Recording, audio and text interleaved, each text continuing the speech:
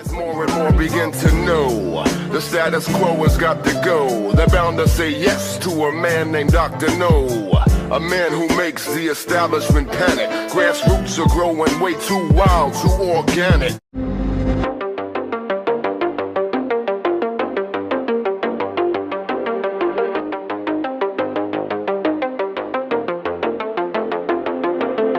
President Biden ordered a ton of airstrikes in Iraq and Syria.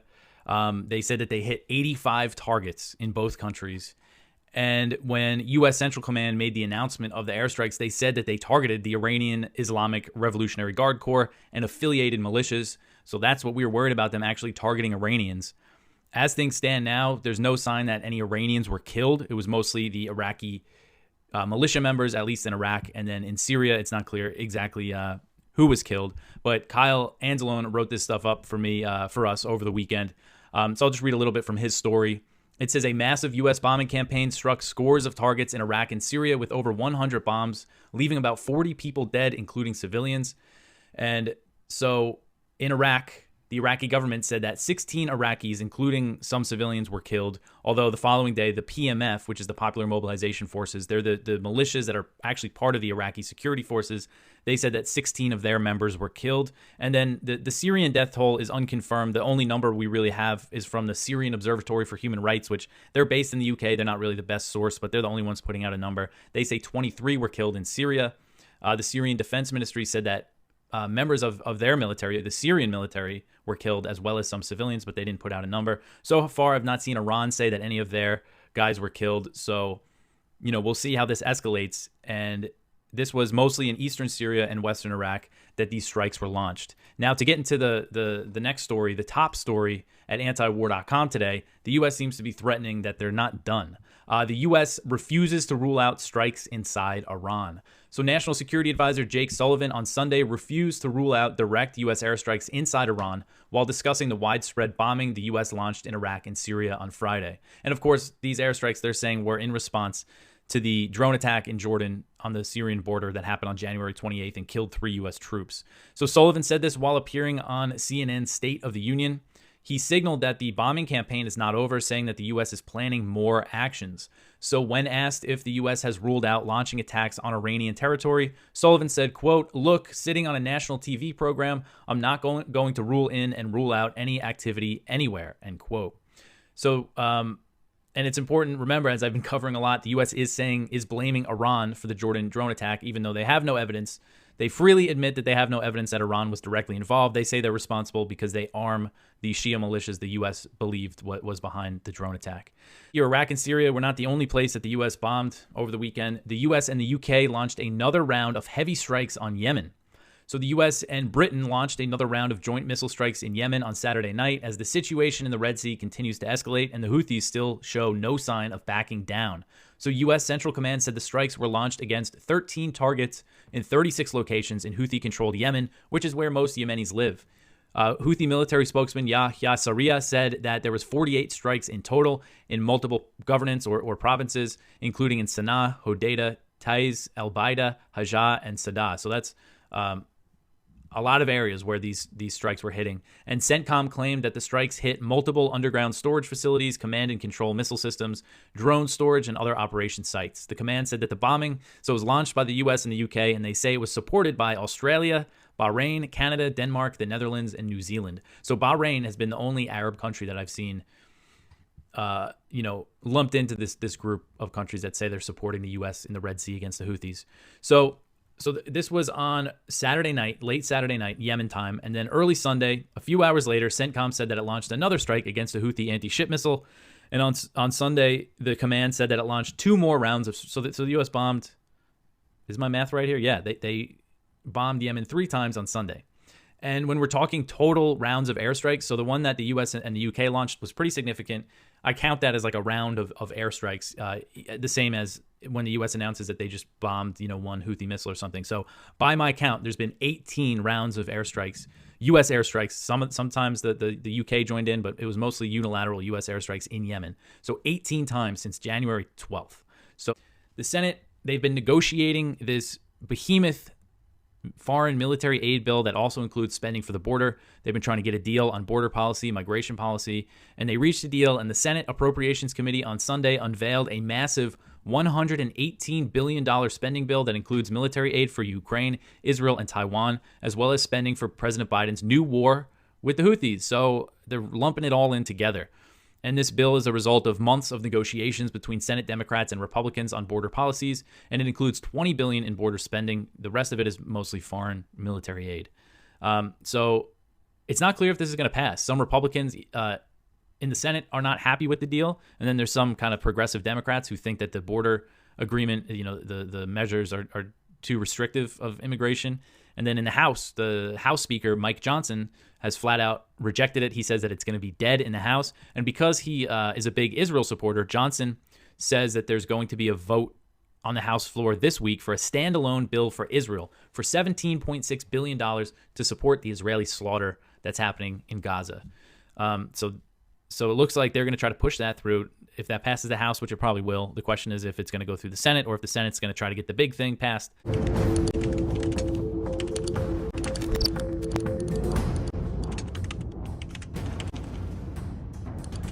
And Mike Meharry, in an article that we just published last Friday, said in early 1766, the colonists effectively nullified the Stamp Act, forcing the Parliament to repeal the hated law. There was a combination of resistance and noncompliance by the people. Even some local sheriffs didn't participate in enforcement. We know that there were resolutions at the legislative level, at the legislative assembly level, and even there was a court in Maryland that struck it down as unconstitutional and against the law. No one was bound to obey it. We saw all kinds of stuff, and that kind of combination of resistance and opposition and noncompliance at various levels really made the law unenforceable. And I think it was more of a political decision by Parliament. They knew that they were in trouble, and if they didn't actually repeal it, they were going to have a big problem on their hands. But as Mike Meharry points out, there was a caveat with that repeal. It was a slap in the face. It was a backhanded repeal, in essence. And he writes that at the same time, Parliament also passed what was known as the Declaratory Act, asserting that it could make laws binding the American colonies, quote, in all cases whatsoever. So at the same time, they're saying, okay, we're gonna get rid of this, but we don't want you guys to think that we are giving up on this idea of internal taxation. We can make laws binding on you no matter what, in every situation whatsoever, in all cases whatsoever. And the act was actually called an Act for the Better Securing the Dependency of His Majesty's Dominions in America upon the Crown and Parliament of Great Britain. John Adams here in his diary of April 26, 1766, probably just weeks after it was passed, he points out that the first resolve is that the King, Lords, and Commons have an undoubted right to make laws for the colonies in all cases whatsoever. I am solicitous to know whether they will lay a tax in consequence of that resolution or what kind of law they will make. So John Adams, for example, especially when he was one of the good guys early on, he saw this and recognized, well, how are they going to use this?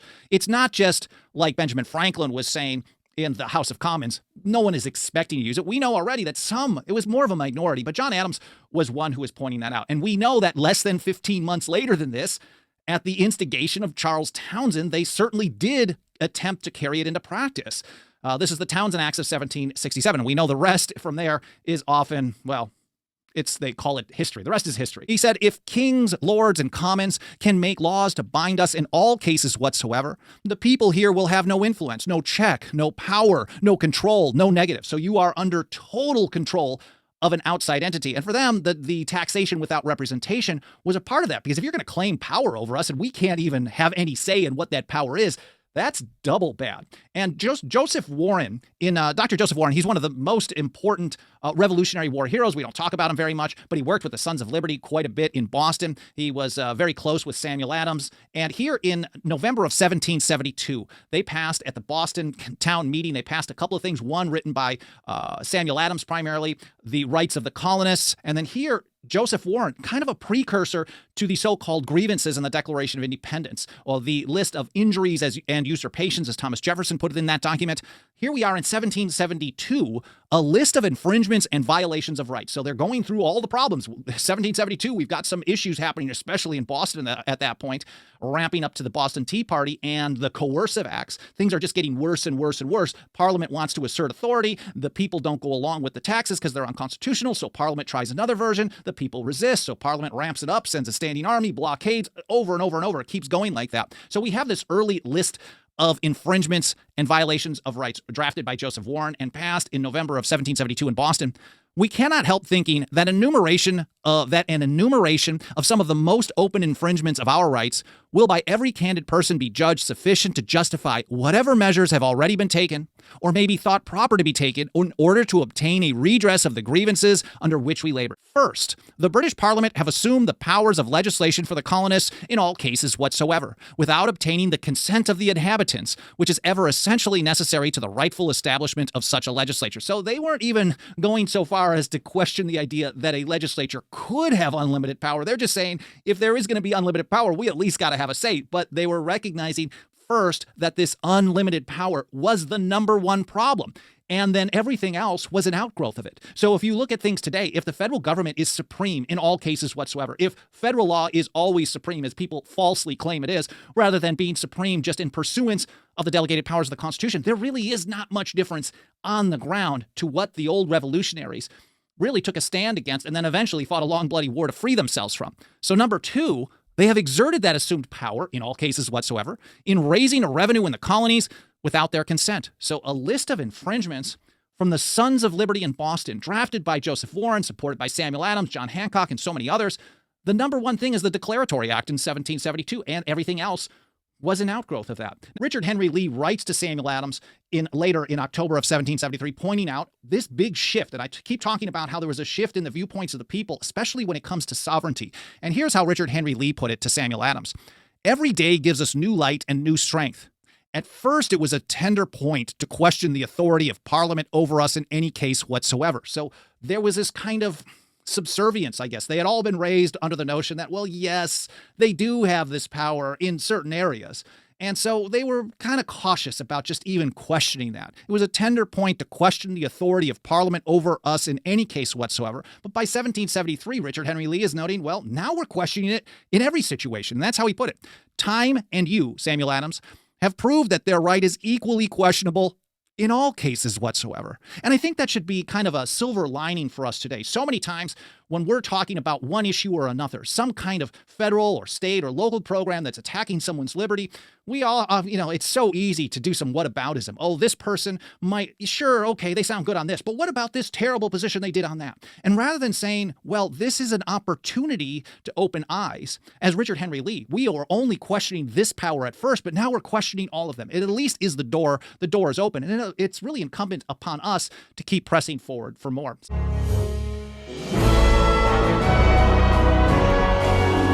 The thing that bothers me the most, and I know you read these and get disgusted with it, are the statements coming from when you talk to them on the street or have dinner with them or say hello. They seem half decent. Yeah. But then they come up with these militant things. We have to do more. And the other thing that gets to me, not only the congressmen that seem to be nice, but they're really warmongers, are the people who say that we have to do this for national security. And if we don't do this, we need to be tough. I've decided a long time. Sometimes it takes as much courage or more to try to say no to these pressure points, the political pressure. And the one thing I think people don't realize, and the few that we have there do realize, people like Thomas Massey finds out that when he stands alone, sometimes the roof doesn't come crashing down on you because he gains more respect. That's what happened. World, Blinken said, has not seen such a situation as dangerous as the one we're facing now across the region since at least 73 and arguably even before that, is what Blinken said. McGregor says, in response to Blinken's astute evaluation, President Biden is virtue signaling to Washington's war party that he too is willing to pointlessly bomb targets in the Middle East. And here's the line that really struck me, Dr. Paul. In Washington, to do otherwise is to appear weak. And this is something I wrote about to Ron Paul Institute subscribers last night in my weekly column that I send out exclusively to our subscribers. But there's this whole idea, if you don't bomb immediately when someone says boo, then you're weak, you're projecting weakness. And I found a clip that perfectly encapsulates that mentality inside the Beltway. And let's put on that clip. This is Speaker Mike Johnson, who in 45 seconds says basically that exact thing and everything wrong. It's the audio clip, so you might want to grab your earpiece. Let's listen to Speaker Johnson, 49 seconds about appearing weak. We need to make absolutely clear to Iran that nothing is off the table. You know, we maintain peace through strength. That was the Reagan doctrine. That's what President Trump continued, and that's what we have to do right now. We should not be appeasing Iran. That's what the Biden administration has been doing for the last 3 years. We are projecting weakness on the world stage, and frankly, Kristen, that is why our adversaries are acting so provocatively. What we need to be doing right now is turning up the heat on Iran. We need to act to decimate the Iran central bank, the assets that they've held there. We need to lean on international banks to seize the assets of Iranian proxies. We need to put big-time pressure, maximum pressure on their oil exports. There's a lot that we could do to Iran to send a message instead of this appeasement. So much for his credibility as a constitutionalist. Yeah. I mean, he's declaring war on Iran. But the thing that really gets me is this notion, well, Biden is projecting weakness. We need peace through strength. The thing is, it makes America look weak when you do bomb, like we've bombed Yemen, little Yemen. We bombed them 10 times now. The Houthis, far from being discouraged, they're actually even more encouraged. So actually, it doesn't project toughness to bomb if the bombing has no deterrent value. And that's the whole point of what Doug's writing about here. I see that Johnson, I think it was Johnson that mentioned Reagan as an example of an ally. Yeah. And of course, I've used Reagan as an ally when he noticed easily a big mistake that he admitted was a big mistake. And he at one time said, if I had not sent those troops over there, they all would be alive today. Something like that. It was so dramatic. So yes, he was being influenced, by the wrong people and overwhelmed. They went ahead and put him in. But then he finally just removed the troops from Lebanon after 242 of them were killed. But not many presidents would do that. None of them would do that today. That would nowadays, be. But did it destroy Reagan? No, Reagan became, not because of it, but in spite of it didn't destroy him. And say, oh, he is so weak. He said he wouldn't turn tail and run, and that's what he did because it didn't make any sense. But no, sometimes we just stay in there until we kill enough people that finally we run out of bombs or something. Yeah. Well, the whole idea of bombing Iraq and Syria, yet again, on Friday, was to signal strength. We're going to signal strength, and we're going to de-escalate. Well, the proof is in the pudding. To put up this next clip, how did it work out? Did they say, okay, you got us, we gave up, we'll stop attacking you? Well, no, that's not what happened. Here's an AP story from today. At least 6 Kurdish fighters are killed in a drone attack on a Syrian base housing U.S. troops. So not only were they not deterred, they have continued the attacks on these bases because they don't want U.S. bases in Syria. They don't want U.S. bases in Iraq. They want to expel them from their territory. They view them as an occupying power, and a few American bombs do not dissuade them. In fact, I think they encourage them. And here you see it. You're going to continue to see these kind of attacks. But the next article came, I think this dropped yesterday, the Senate, and I didn't have a clip of Senator Mike Lee, but he had put out a good tweet saying, you guys have been working on this in secret for so long, and you didn't tell us, you didn't bring it into us, and then you just dropped it down. Go ahead and put this one. This is from Hedge. Scandalous Senate deal allows 1.5 million illegals per year, slides up to 2.3 billion to NGOs trafficking them, and gives 60 billion to Ukraine. The Senate dropped its long-awaited immigration bill, Dr. Paul, and it is considered DOA. This is Lankford in Oklahoma, and Mitch McConnell's doing. And they claim that if you don't support them, that you're unpatriotic and not a good American, and you're doing something very, very foolish and wasteful, and you're supporting the enemy. Well, I'll tell you what, I think the problem is not complex. We ought to obey some basic moral principles. We ought to look to the Constitution. We shouldn't fight wars that are never declared, and we should leave. And they say, well, just pick up and leave. My answer is we just picked up and went in. Why can't we just pick up and leave? But they, it's not that easy. If we leave Syria, really leave Syria and not pretend, who's going to get the oil? Well, I'm not sure who's going to get the oil, but I don't think it's if it's worth our while to. We're now the largest producer of oil in the whole world, and here we are occupying Syria, and threatening anybody that will attack us. So it doesn't make any sense. But that's part of history. They have fought over that. I think the only short-term answer is let the locals fight it out. Let them sort it out. But this whole idea that we have this obligation, it's a long trip over there. I don't know which is the furthest, probably Taiwan or Yemen. It's thousands of miles away, and we're determined to go. Where's the front? Well, the front is everywhere. Any place we want to go, that's the front. But now I want to see how Aristotle uses the same basic concepts, form and matter, actuality and potentiality, in his discussion of psychology. And here the question, as you know, is what is the nature of the soul? Remember, psyche is the Greek for soul, and therefore psychology is the theory of the soul. Now you remember Plato. His view was that the soul is a substance, an entity, a self-contained entity, which has temporarily exists in the body, which is capable of independent existence in another world. And you remember Plato believed in reincarnation, the whole Pythagorean wheel of birth, and that there was for Plato a conflict, a basic metaphysical conflict between the soul and the body. More exactly, between the highest part of the soul, what Plato called reason, and the body and the bodily influence elements of the soul. And on that basis, Plato drew his ethics of asceticism, the body as a prison, we should flee from sensory pleasures, philosophy as the practice of dying, etc. Now Aristotle, consistent with his basic approach to philosophy, wants to give a this-worldly account of the nature of the soul, a naturalistic, not a supernaturalistic account. And he starts with the ordinary Greek meaning of the term psyche, or soul. Soul, for the ordinary Greek on the street, meant the principle of life. It was not restricted to human beings or to conscious beings. It was the element responsible for life, whether possessed by a carrot, a dog, or a man. And, of course, where applicable, it was the element responsible for cognition. A thing which is alive in Greek is a thing which has a soul. And we still use that language today, although if you don't know Latin, you won't be familiar with it, because you call a living thing an animate thing. And animate is simply an English derivative of the Latin word anima, which is Latin for soul, the translation of the Greek psyche. And therefore, when you say something is inanimate, you are literally saying it lacks a soul. And that is the original Greek usage. So soul, for Aristotle, you could put it this way, is that which makes a living thing living.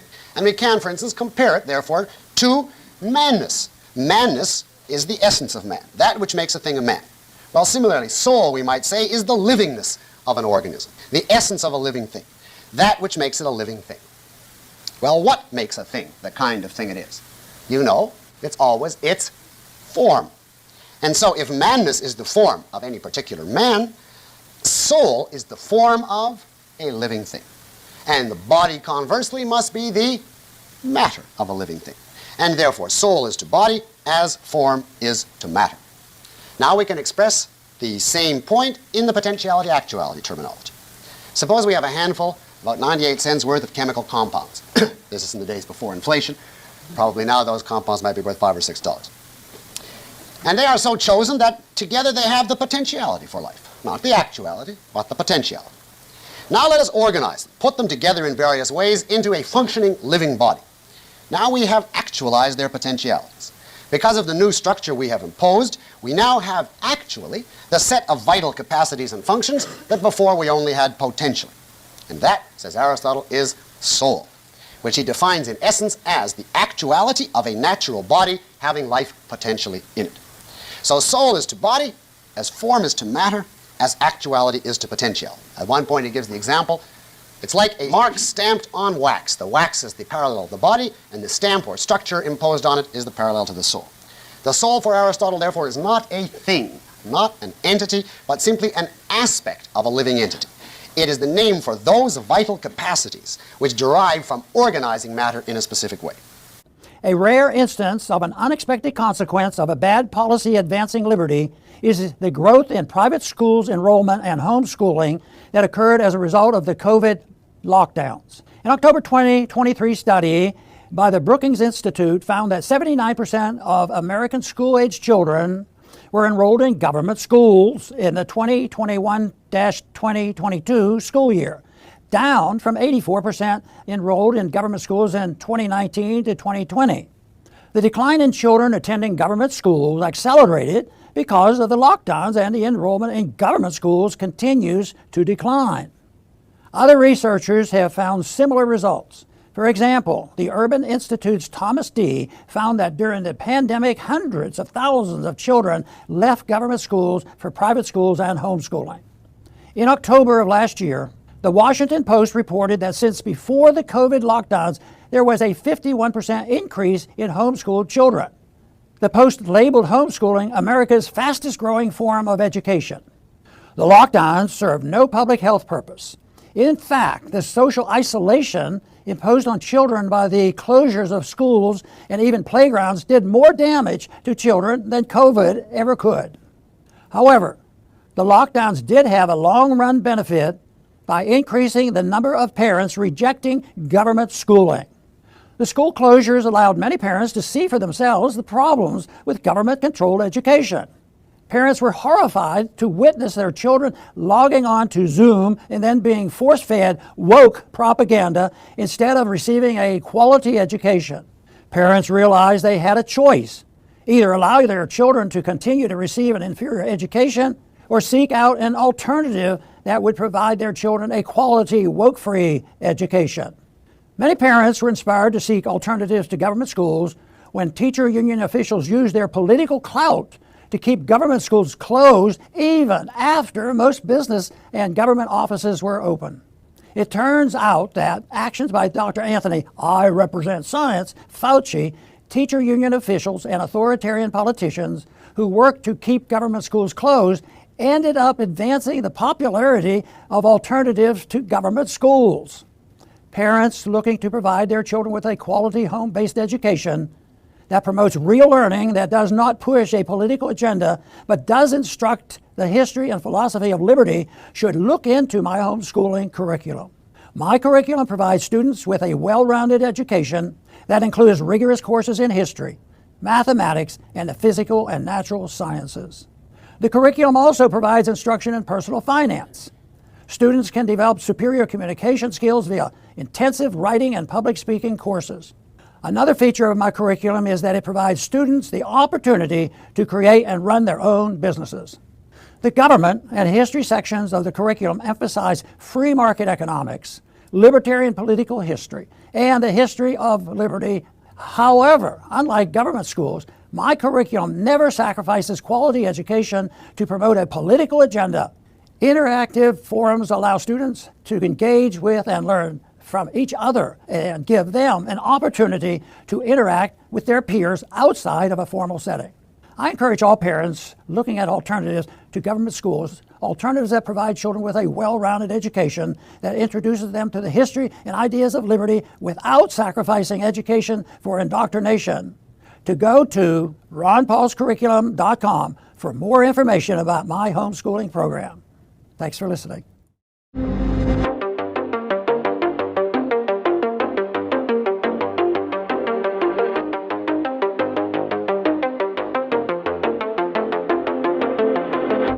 So at least 6 members of the U.S.-backed Kurdish-led SDF, that's the Syrian Democratic Forces, the Kurdish force that the U.S. backs in eastern Syria, and at least 6 of their members were killed in a drone attack that hit a U.S. base in eastern Syria late Sunday night, and as the whole situation in the region continues to escalate.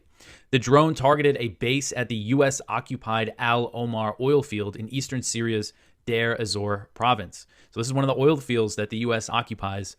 There are several, I believe, U.S. bases actually at oil and gas fields in eastern Syria. Part of the occupation of Syria is to control the country's natural resources. It's an economic war. The U.S. has a very harsh sanctions on Syria, in the government-controlled areas of Syria, and this is all part of that. So the SDF said in a statement, quote, 6 of our fighters were martyred during a terrorist attack by a suicide plane, end quote. And it was a drone, which they called a suicide plane. So then you had the Syrian Observatory for Human Rights, which is based in the UK. They cited sources who said the death toll had risen to 7 and that 18 other Kurdish fighters were wounded in the attack, but those numbers are not confirmed. I haven't seen any statements actually from the SDF saying that 7 of their fighters were killed. But this is the most significant attack on a U.S. base since Biden ordered that series of airstrikes in eastern Syria and western Iraq on Friday, which killed around 40 people. The Pentagon has not put out what they think the death toll is yet. So those strikes, of course, came in response to the January 28th drone attack in Jordan that killed 3 U.S. troops. And this attack on the U.S. base in occupied Syria is seen as a response to those airstrikes. There's a few other attacks on U.S. bases in Syria and Iraq since Friday, but this one is the most serious since it actually killed these Kurdish fighters.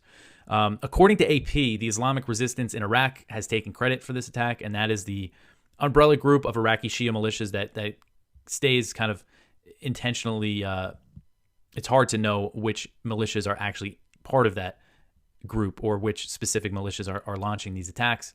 But that is a group that is taking credit for it. And U.S. officials have warned that they basically said that they're not done bombing Iraq and Syria. So the fact that this attack happened and killed some Kurds, even though the U.S. does not care when Kurds get killed, they're always kind of a pawn for the U.S. in the region. But this, I think, makes it more likely that the U.S. will launch another round of airstrikes in Iraq and Syria. So retired U.S. Marine Corps General Frank McKenzie who is a former commander of U.S. Central Command, which oversees U.S. military operations in the Middle East. He described Israel's success in Gaza as very limited, noting that Israel has failed to dismantle the Palestinian group's military and political leadership. And he made these comments on Sunday while appearing on Face the Nation, the CBS News channel. So he was asked about the level of Israel's success, and McKenzie said, quote, "It's very limited so far. I think they set themselves a goal of removing the political echelon and the military leadership echelon of Hamas. When they went in, they have not been successful to date at doing either," end quote. So basically saying they've done nothing to dismantle Hamas's military or political leadership inside Gaza. And his comments come as Hamas is reestablishing itself in northern Gaza, where Israel claimed it had eliminated the Palestinian group's military structure. Israel's also struggling to destroy the tunnels underneath Gaza, which are much bigger than they initially thought. And I have the map from South Front here. They've been putting out daily maps on the military situation in Gaza. And you can see that up in Gaza City, where Israel claimed victory, it's mostly controlled by Hamas again. And I know that there's still... It seems like fighting has almost restarted in the north there between Hamas and the Israeli forces. And fighting between them is happening in central Gaza and as well as in southern Gaza near Khan Yunis. And Israel's still, ramping up strikes on Rafah, which is where I saw something today that over 1 million Palestinians in Rafah are like just living on the streets in tents. I mean, it's insane. And that's what Israel has its eye on next, to launch a big ground operation and bombing campaign. So the Pentagon has awarded Raytheon, which is the former employer of Secretary of Defense Lloyd Austin. Always worth pointing that out, that the Pentagon, the Defense Department, is led by someone who literally worked on the board of Raytheon before he took over at the Pentagon. So that's who has awarded the contract to Raytheon. I'm sure it's just a coincidence. So they got this contract, $68 million to supply Taiwan with air-to-surface glide bombs. The contract is for 50 AGM-154 joint standoff weapons, and these are air-to-surface missiles, so they can be fired by Taiwan's fleet of F-16s, U.S.-made F-16 fighter jets that they have. And these bombs have a range of up to 68 miles. And this is part of an arms deal that was initially approved by the Trump administration in 2017. So this kind of shows how long it can take. Deal approved in 2017. Contract is being sorted out now, and it's not expected to be delivered until 2028.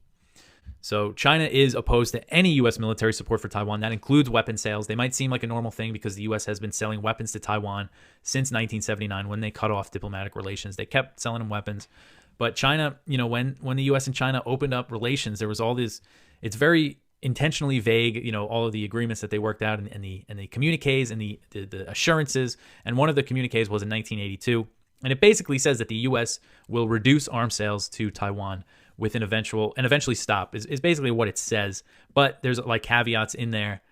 And then when that communique was issued, Reagan at the time basically told Congress, this is based on our interpretation when we will decide to stop selling the weapons. So not only has the U.S. So now looking at it from China's view, of course, from the U.S. view is if China's putting all this pressure on Taiwan, so we have to keep selling them weapons. And of course, a reason why China's been putting the pressure on is because of all this new U.S. support. But from China's view, the U.S. did agree to stop selling weapons. So that's what they always say, in their statements. And not only has the U.S. not stopped selling them weapons, they've increased weapon sales, and now they're giving them military aid, which started last year. So China's not happy about that. And the tensions will continue to grow. You run your mouth and I run my business, brother. You tell everybody I'm busted. You talk so much you got me disgusted. But you run your mouth and I run my business, brother. It was from Mayorkas' actual website, because I was just digging in a little bit. This is from the Homeland Security, and I want to read this one part. During Secretary Mayorkas' trip, the United States and Panama signed a bilateral agreement on migration and protection detailing our collaborative commitments to improve migration management, extend stabilization efforts, and increase access to legal pathways and protect those in the region. Why are we going down to Panama to try and protect people who are illegally making their way up to the U.S.? Why is that part of the initiative? There's going to have to be consequences to trying to come here that prevent people from doing it. If you're making it easier and safer, aren't you going to incentivize more of it? This is from Mayorkas' statement. I didn't even go that far into Google. I was just like, is there any other record of the U.S. government trying to work on expanding access into our country, even in South America? And this is from him. Expand stabilization efforts and increase access to legal pathways and protection for those in the region. The arrangement on migration protection adds the expanding regional migration management framework that the United States is developing with counterparts across America. Doesn't that sound like they're trying to make it easier even before you get to the United States? And you got to love that, the word management, regional migration management framework. This was from PBS NewsHour. Watch Mayorkas announce plans to open migration centers in other countries in bid to slow surge. Does that sound like it's going to slow the surge? It sounds to me like you're expanding access.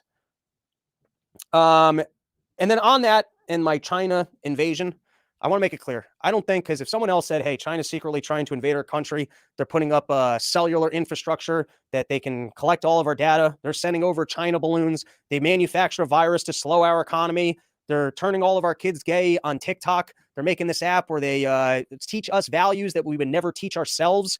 And they're also seemingly trying to get as many people into this country as possible so that the thing can just fold under its own weight. I would go, well, you better have some solid proof on this. And what are you calling for? Are you calling for war? Are you calling for us not to trade with them anymore? Oh, and also the fentanyl thing. You also got the fentanyl part.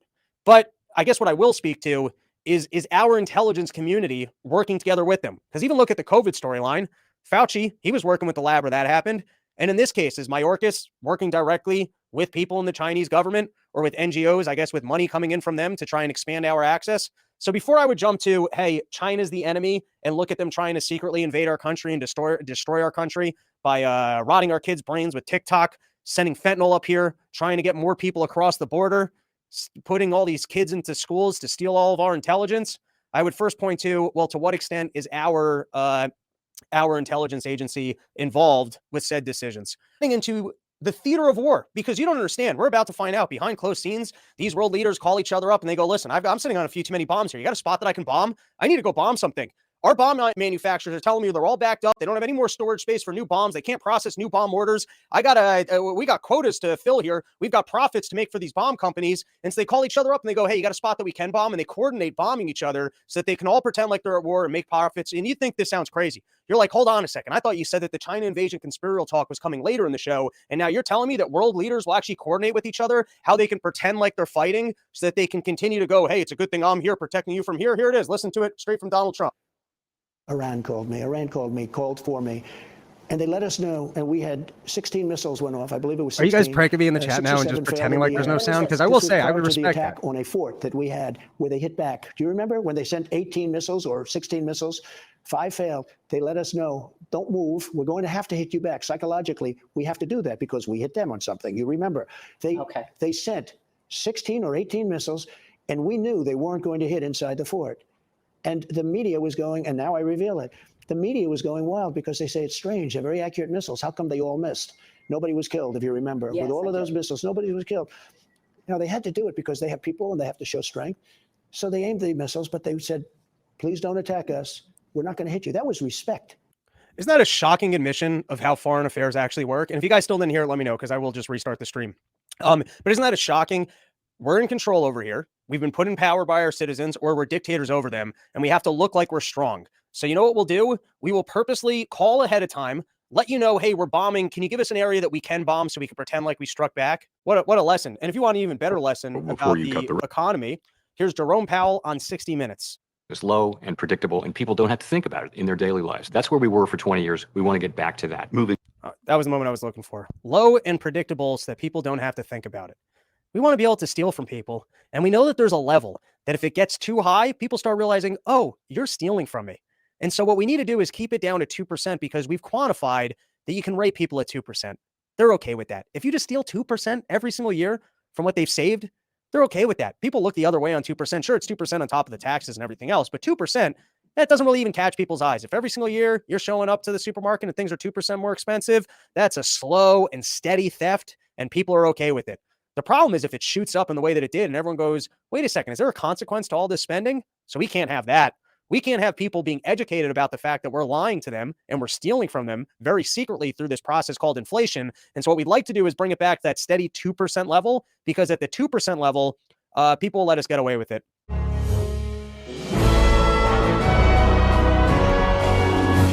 One interview that was done a long time ago that's been quoted many times. We've used it before, and I'm going to do that before we get into this, where the good news is coming. And that has to do with what Göring said. And that was in 1945, the Nuremberg trials. There was a German psychologist that did an interview with him. And it became a historic interview because Göring was rather blunt. Sounded like he was telling the truth, But it's astounding because there's what he was saying, if there's any infractions, but he was speaking the truth in many ways about trying to explain to the suckers who go to war. And I'm going to read that quote. It's a little bit longer, and people probably heard it, but I keep referring to it because to me it was so significant, all the tragedy of World War II. So this goes, and it's he was asked by the psychologist about how does this happen? How do the people go along with that? Now this is what he said. Why, of course the people don't want war. Goring shrugged. Why would some poor slob on a farm want to risk his life in a war when the best that he can get out of it is to come back to his farm in one piece? Naturally, the common people don't want war, neither in Russia, nor England, nor in America, nor for that matter in Germany. That is understood. But after all, it is the leaders of the country who determine the policy. And it's always a simple matter to drag the people along, whether it is a democracy or a fascist dictatorship or a parliament or a communist dictatorship. Those are pretty much truthful, and makes you understand why it's so difficult, because eventually the people do turn against the war. I think of the 60s, what we went through there, and 68,000 Americans died. They should have been against the war when the Congress gave the authority to them. But eventually the people do have a responsibility. And we so often, Daniel, I know we've emphasized it on this program, sooner, wake up. And there is a precise philosophy that would prevent this from happening. It would engage the Constitution as well as the principle of non-intervention overseas. But it seems to be so clear to us, but we have to keep saying about it. And yet today, we're still looking for people who want to expand the war, but there's starting to be some resistance to this, and there's some pointing out of some of the waste that goes on. You'd think the people would wake up from that, but they don't see the connection between the inflation tax and what we're doing here. This will tell you in one sentence a good reason why they want to promote war. These are the military-industrial complex's stocks. The price change, you have a 640.7% increase from Northrop Grumman, 612% increase from Lockheed, and so on and so on. So there's huge profits for war. But how, as Goering very well pointed out, how do you do it? How do you convince them? Well, the one thing that they do, Dr. Paul, is they convince them that it's a humanitarian thing, if you remember. The Kuwaiti ambassador's daughter, she faked the hearing. Oh, they're pulling babies from incubators. Completely fake. Gaddafi's running mobile rape labs around the country. You got to take him out. So it's humanitarian. They claim that Putin was doing the same thing, mobile rape labs.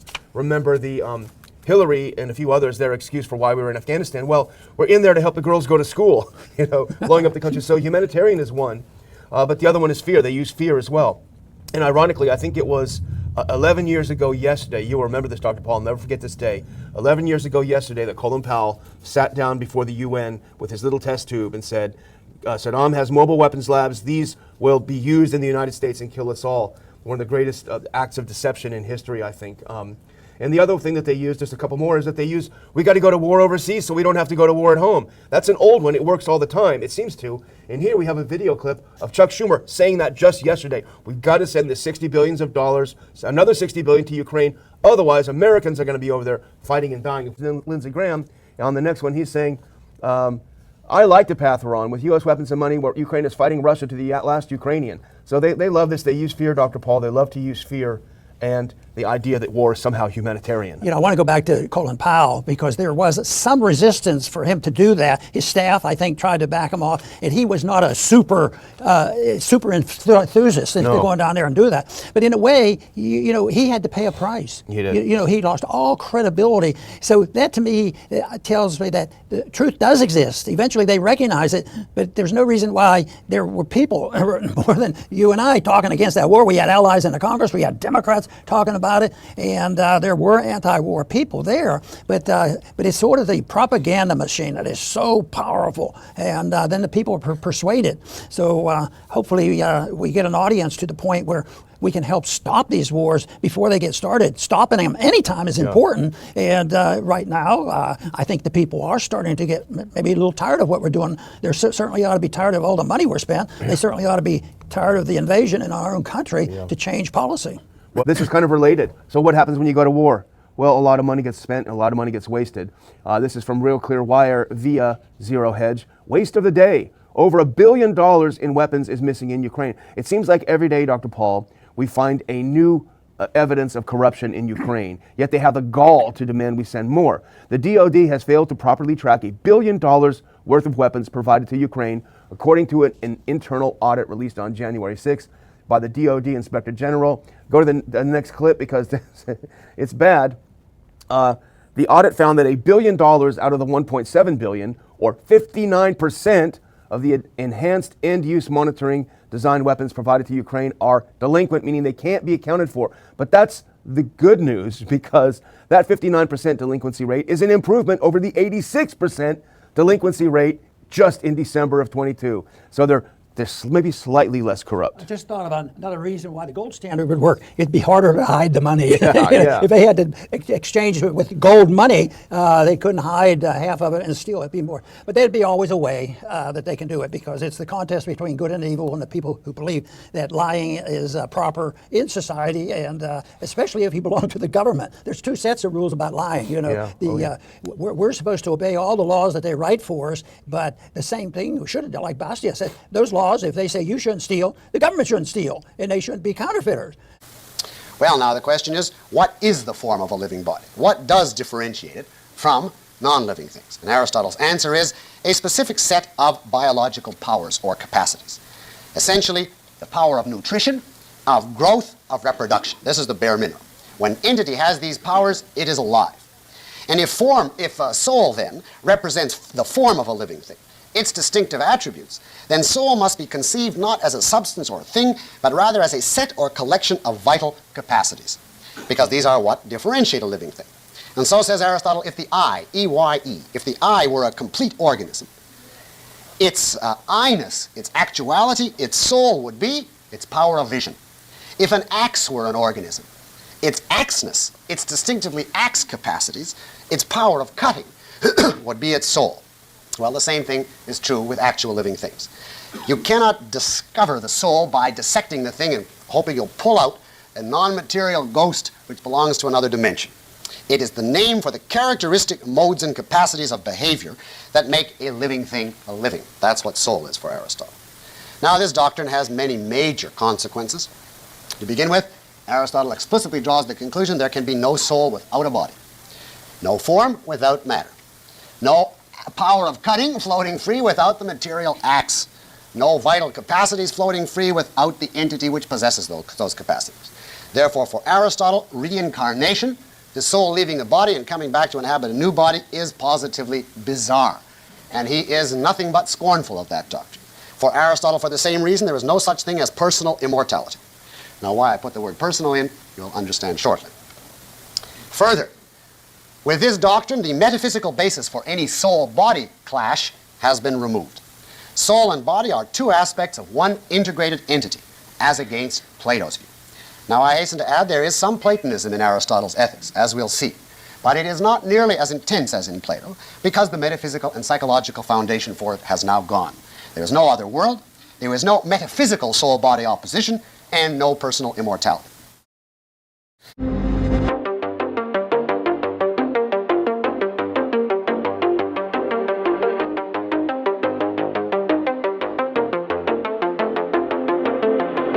So the U.S. is purposely blocking a Yemen peace deal that was negotiated between the Houthis and Saudi Arabia, and this was reported by the New York Times on Tuesday.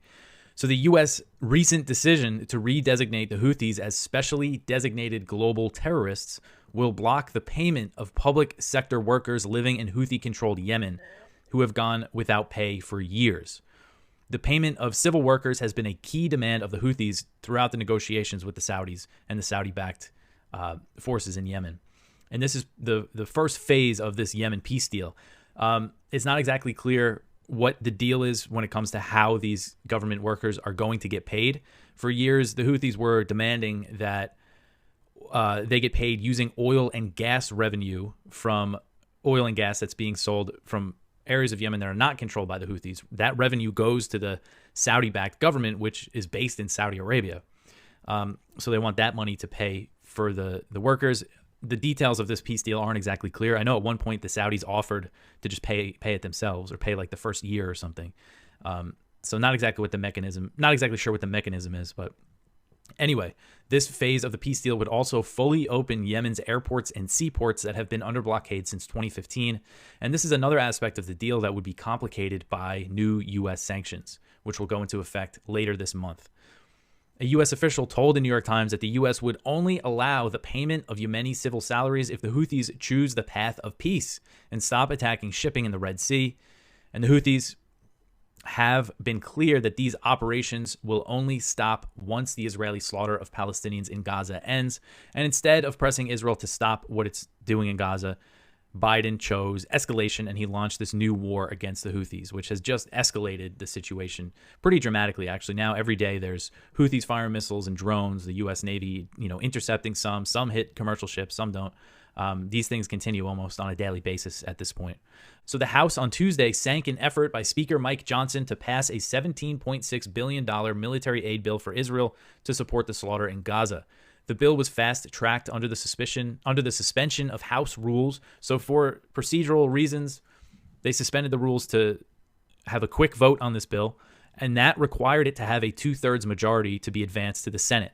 So not a simple majority. So the bill actually failed in a vote of 250 to 180. So you had more members of the House vote for it than against it, but because they suspended the rules, it didn't pass. And, it goes to show that Johnson and the pro-Israel supporters were probably just thinking, oh, it's Israel, we'll be able to, get it through no problem. So the fact that they didn't pass it, I think, is bad PR for, the Israel lobby, AIPAC and everything. They're probably not happy about this, even though Israel's probably still going to get its money.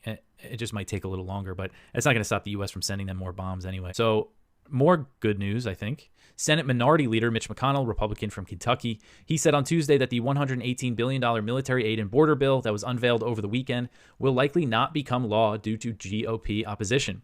He said, quote, "We had a very robust discussion about whether or not this product could ever become law, and it's been made pretty clear to us by the Speaker that it will not become law," end quote. So a day earlier, the Associated Press reported that McConnell recommended to GOP senators that they vote against the first procedural vote on the bill that's expected to happen on Wednesday. Mike Johnson, the House Speaker, has said that this bill is dead on arrival, and he's looking to push forward the standalone resolution, and that has failed. So the Republican opposition to the $118 billion is over the border policies. Senate negotiators spent months working on a border deal for the legislation, but Johnson said the House was left out, and Democrats are blaming Trump for this Republican opposition because Trump says he's against it, says Republicans should kill this bill. So Chuck Schumer said on Tuesday, quote, "Leader McConnell and the Republican conference did a 180-degree reversal. They're quaking at the knees in fear of Donald Trump," end quote. So this spending includes $60 billion for the proxy war in Ukraine, about $14 billion for Israel, $4.8 billion for Taiwan and the Indo-Pacific region, and $2.44 billion for U.S. Central Command and this new war against the Houthis. So I think, infighting and delays and them not agreeing on things is kind of the best that we could hope for right now, is that this just gets pushed back as much as possible. Wherever you look around the world, you will find a country that receives military aid from the U.S. So the U.S. will increase military aid to Guyana amid tensions with neighboring Venezuela over the disputed Guyana Essequibo region. And the AP reported this, but they did not detail how much the U.S. will provide, but said the U.S. will help Guyana acquire new helicopters, a fleet of military drones, and radar technology for the first time. In 2023, I just looked back at the U.S. Foreign Assistance website, which shows how much countries get in aid each year. So Guyana received $2.7 million in total aid. That includes everything, and the only military type that I saw was $400,000 from the Pentagon's International Military Education and Training Program, which means the U.S. has been training Guyana's military. The American energy giant ExxonMobil discovered massive oil reserves off the coast of Guyana and in waters that are claimed by Venezuela. So it's this huge offshore drilling project off the coast there. And in recent years, I know the U.S. sent a few warships in that area to do their so-called freedom of navigation operations to challenge Venezuela's claims. So, it's just one of those things, like, why is the U.S. getting involved in this dispute? But, maybe I just answered the question talking about Exxon's big project there. But here's Gerald Salenti with today's trends in the news. Carjackings, homicides, and robberies are stealing the sense of security across Washington, D.C. Isn't that nice fucking bullshit language? The whole fucking, you go to Washington, D.C., you go around the turnarounds over there, there's homeless people sleeping all over the place. There's the Washington, D.C. The scumbags that brought you to COVID war. Oh, all you Trump lovers, it was that fucking narcissistic prick that called a state of emergency on March 13th, Black Friday. That's being racist, calling it Black Friday. Yeah. In 2020. This is the same bastard that pushed out the Operation Warp Speed jab. Again, they all are scum to me. All of them. All of them. Now you look up to Chucky Schumer. No, maybe you bow down to Pelosi. Maybe you like an Adam Schiff. No, I like dead Mitch McConnell. One little fucking scumbag after another destroying our lives right in front of your eyes. Right in front of your eyes. Speaking about low-life pieces of scum, this cat's about 4 years old, a little about 3.5 years older than me. Joe bullshit Biden. 5 draft deferments with the Vietnam War era. 5. And the last one was, I got asthma. Oh, yeah, but I was a great athlete in college. Yeah, that Biden. Draft dodger Biden, not a war that doesn't love. Biden demands Congress pass Ukraine funding. U.S. President Joe Biden called on the Senate to immediately pass the supplemental funding bill that includes more than $60 billion to Ukraine and $116 billion supplemental bill is proposed by, and they want about the, $17 billion going to Israel to keep slaughtering the Palestinians. So when I talk about there's no media anymore and it's all bullshit, America keeps going to wars, the nation keeps going to shit. Homeless everywhere. Oh, the migrants, are they causing any of this violence over there? You can't close down the fucking borders. You're going to win a war that you haven't won since World War II. Couldn't beat the Afghans. Now we're going to get them Chineses. Oh, yeah, and we're going to be bombs away, Middle East. So let's go back to your Trends Journal. Very important. Gregory Mannarino has a great article in here, which he does almost every week. And U.S. Middle East war, what it means for the markets. Very, very, very, very, very important. And Mannarino and I are on the same page, and he was actually ahead of me. The United States, let's go back. 3 people were killed at the Jordan-Syrian border, 3 American troops on Sunday. Not this Sunday, a week ago. All right? It took until Friday afternoon for the United States to respond. So Gregory Mannarino told his crew and his listeners that they're going to wait until after the markets close on Friday because they don't want to disturb the equity markets, the oil or gold. And that's exactly what they did. I said to my writers, I said, after it happened, I said, look what they just did. They waited till after the markets closed. So it wouldn't affect the markets, equity markets, gold, or oil. That shows you the element of the crime syndicate that's in charge and their sick mentality. Now the United States is ramping up the Middle East war. We got the Israel war, the Ukraine war, and America now ramping up the Middle East war. World War III has begun. There's going to be a false flag event, something major happening. Look what just happened. 3 Americans were killed, and the United States, about 85 bombs or something all over the place, 120 bombs or whatever, in Syria, in Iraq, and in Yemen. 3 Americans. There are almost 30,000 Palestinians that have been slaughtered by Israel. Yeah. But 3 Americans killed, bombs away everywhere. So when I say World War III is going to happen with a false flag event, or a 9/11 2.0, or Ukraine bombing a nuclear power plant or something like that, get ready for it. It's going to happen. Over in Japan, the world's 3rd largest economy, household spending fell 2.5% year over year, while the monthly income per household in December fell 4.4%, down 7.2% from the year before. And we say what's going on in China, how their zero COVID policy destroyed it. And again, the COVID war destroyed the lives and livelihoods of billions of people across the planet. January 28th, 2020.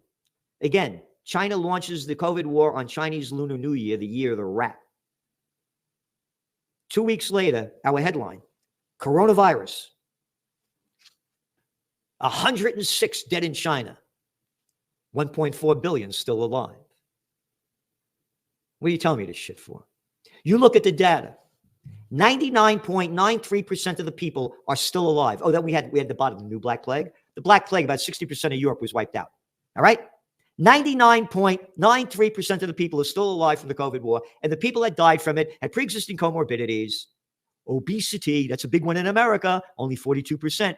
As I say, they say that pigs can't fly. I came back from, I went down to Florida for a memorial for my dear friend.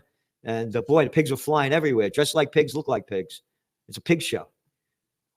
They destroyed it. The people better stand up for life, liberty, and the pursuit of happiness. A declaration of independence is what we need.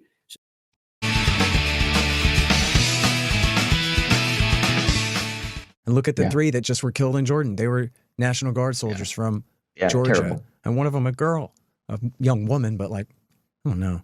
This whole Never thing's so should have been over crazy. You look at the pictures of the three of them. It was like, what were they doing in Jordan anyway? And, you know, it's at the Al Tanf base or break off of the Al Tanf base right there straddling the border of Syria and Iraq. But anyway. Well, you know, I know, I don't know if you ever got a chance to meet when, I know when you testified up here, you know, in Maine, when we were having the Defend the Guard hearings last year.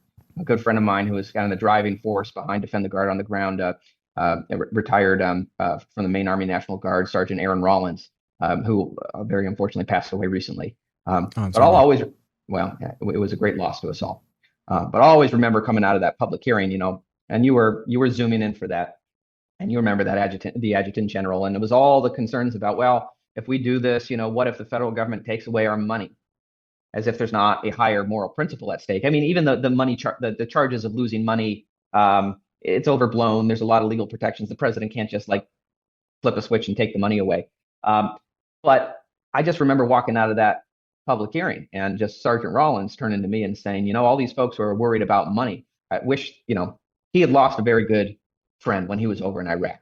And I think that he, you know, he told me he was supposed to be in the seat that day that his buddy was in when he got, when he didn't make it.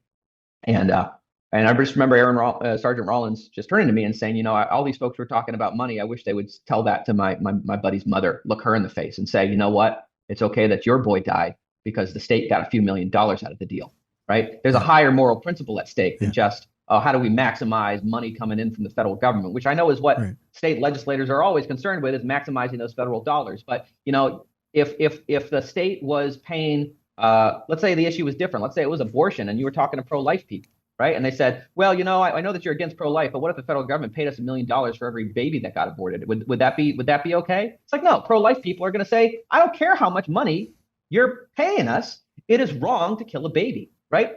And for us in the Defend the Guard movement, it is wrong for our soldiers, our National Guardsmen, to be deployed in wars with no clear mission, with no end in sight, and without a congressional declaration of war. Yeah.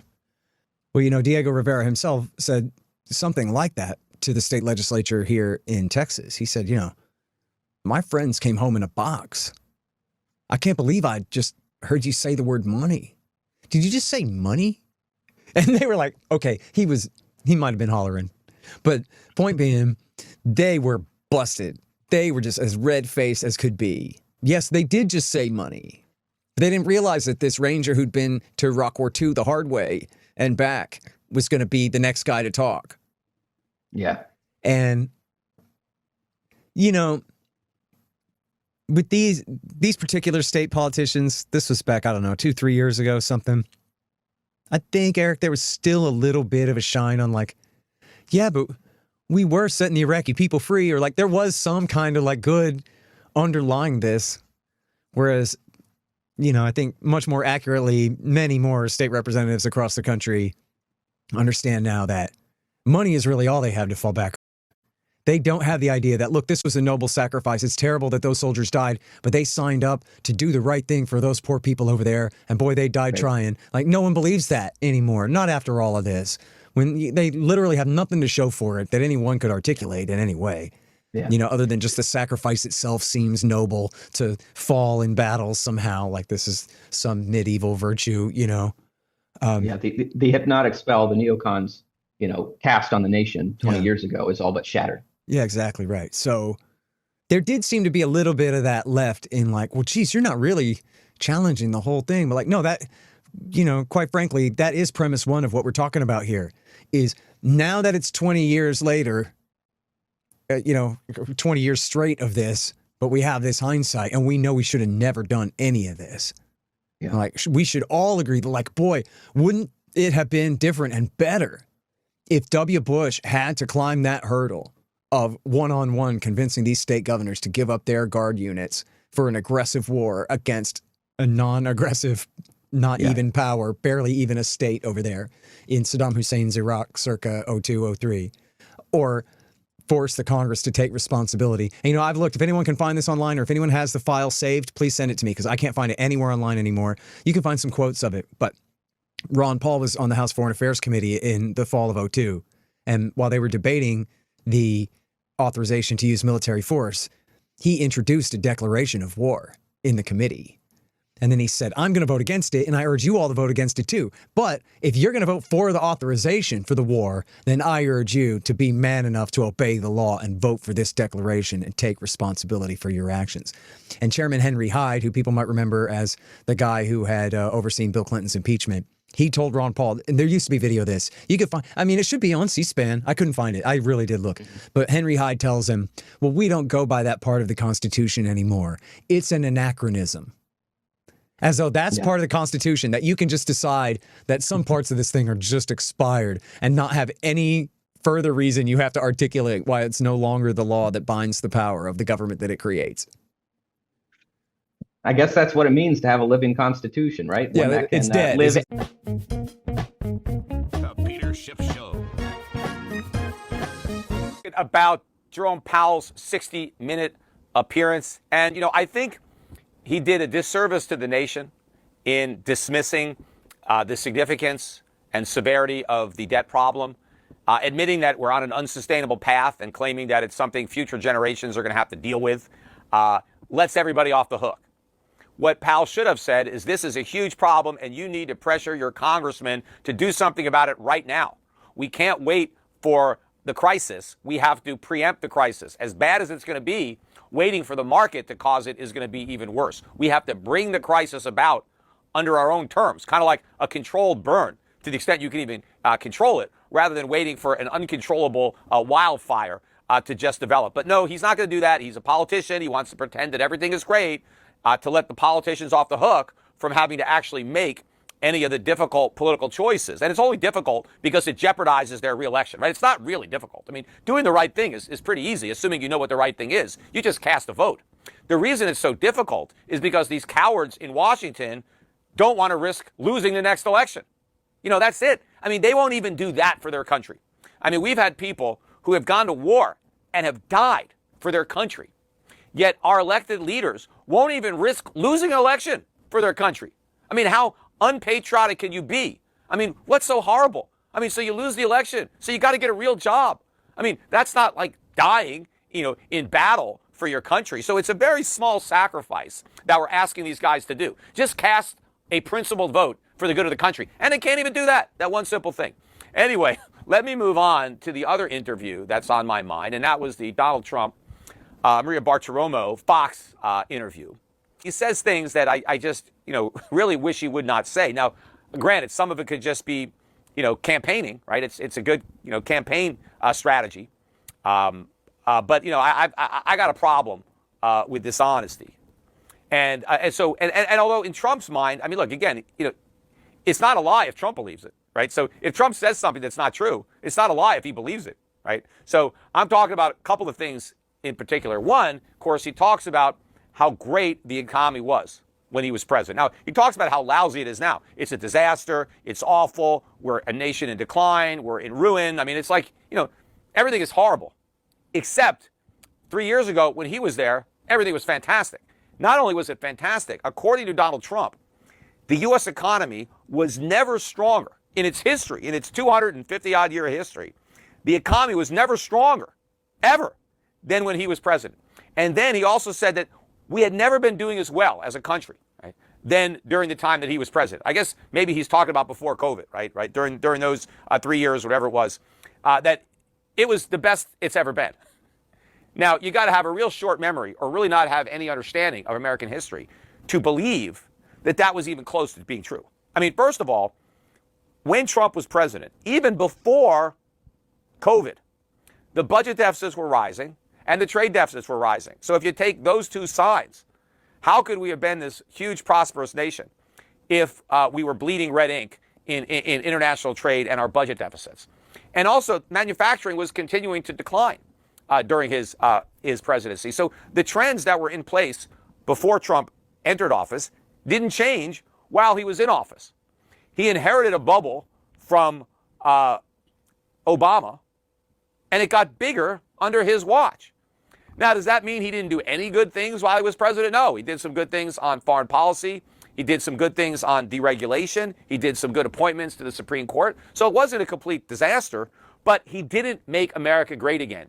He didn't cut anything. He didn't cut government spending. In fact, in this Maria Bartiromo interview, he was bragging about having created the Space Force. The last thing we needed was a Space Force. We were already broke from the stuff we're doing here on Earth. The last thing we need to do is borrow more money to do more stuff in space. Is partially responsible for the high inflation that we have today. He's not totally responsible because there were presidents that went before him that are responsible, and Congress was responsible, and the Fed was responsible. So he's part of the problem, right? He's not part of the solution, at least not yet. I mean, if he does something completely different in his second term, well, maybe. So I'll reserve judgment until we actually see what he does. But so far, right, he is to blame because no government spending was cut. And when he talked on Bartiromo, he didn't mention anything he's going to cut.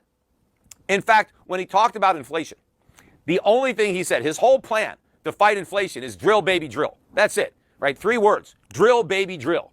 Now, look, I'm all for, rolling back regulations on oil and gas. Yeah, let's drill more oil. Sure. Yeah, it's great. But that's not going to solve the problem. We don't have inflation because we didn't drill enough oil. We have inflation because we printed too much money. And we printed too much money because the government spent too much money. And that happened under Trump. And it's going to continue to happen under Trump unless we cut government spending. But so far, he doesn't want to cut Social Security, doesn't want to cut Medicare. He doesn't talk about anything that he wants to cut. And I understand you start talking about what you're going to cut, you start losing votes, right? So maybe after he becomes president, he'll be able to start doing the things that he's afraid to talk about because he wants to get people's votes. Now, he did talk about raising taxes, though, interestingly enough, but only because he claims that Americans aren't going to have to pay him. He talked about raising taxes on the Chinese, tariffs.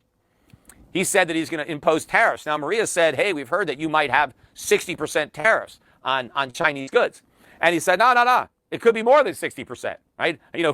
And he acted as if that this is a great thing, right? And that the Chinese are going to pay these tariffs. Well, the Chinese don't pay the tariffs. It's the Americans who buy Chinese products. They pay the tariffs, not the Chinese.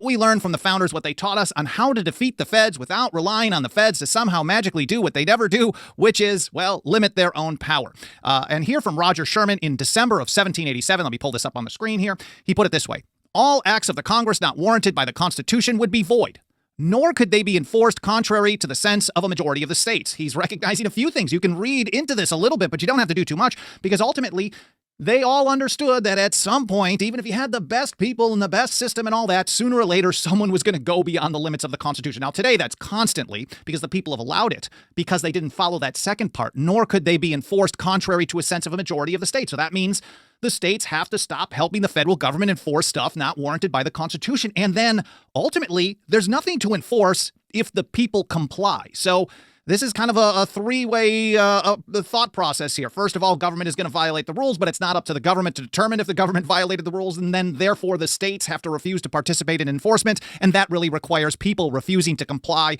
in large numbers. Now, here, an Federalist number 16, Alexander Hamilton was actually arguing in favor of more centralized power, and he actually didn't like the idea that the states could do this, but he recognized this important truth. He pointed out that if the interposition of the state legislatures being necessary to give effect to a measure of the Union, they have not only not to act or to act evasively, and the measure is defeated. So as long as the federal government relies on states to participate in enforcement in major ways, which they do on almost every federal program, or if they rely on them to do the implementation, if the states just don't do anything or they act evasively, which we're seeing more and more of, then they're going to defeat those measures without waiting on the federal government to even withdraw them. And that's how we approach almost everything. You can get full details on the strategy and the history in our State of the Nullification Movement report over at 10thamendmentcenter.com/report. Georgia, House Bill 1009 from Charlize Byrd would prohibit the use of state personnel or resources for the enforcement of any federal gun control. No, they're just saying if it's a federal gun control program, we're not going to participate. We're not going to help you whatsoever, period.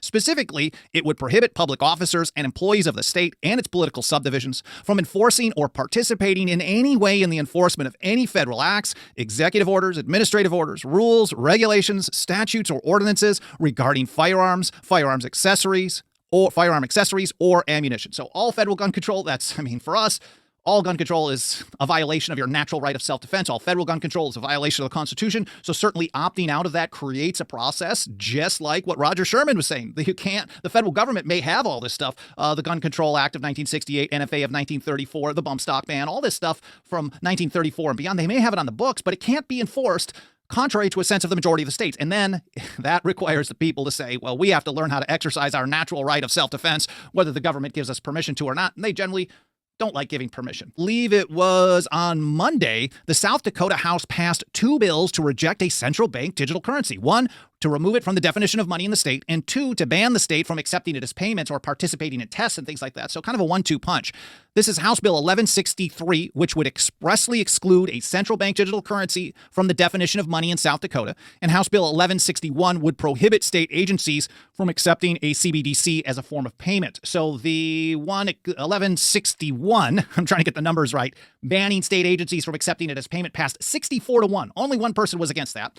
And 1163, removing it from the definition of money, passed 44-21. Now, this is going to go over to the Senate. It's got to go through the committee process, these 2 bills. But one that also removes a CBDC from the definition of money in the state already passed the state Senate. That's Senate Bill 58 by a vote of 29-2. So I'm pretty certain we're going to see both of these get to the governor unless somebody slows it down. Now, there's no guarantee of how this is going to play out, but we know they want to implement this stuff. They want to take that fiat money that they've used to control us by funding the empire, both abroad and at home, and make it a digital version so they can monitor and track everything that we do and make it worse and worse and worse. So we want to see the states and individuals make as many roadblocks as possible. Now, the ultimate roadblock is millions and millions of people just say, we're not going to use this, whether you try to make us to or not. But this may give some people who are on the margins a little courage. In Utah, a very similar piece of legislation. This is banning or removing a central bank digital currency from the definition of money, both under the Uniform Commercial Code, sorry about that, UCC, but also under the Utah Specie Legal Tender Act, the first state in modern times to actually recognize gold and silver as money, which is what they should have been doing all along, but at least they got the ball rolling back in 2011.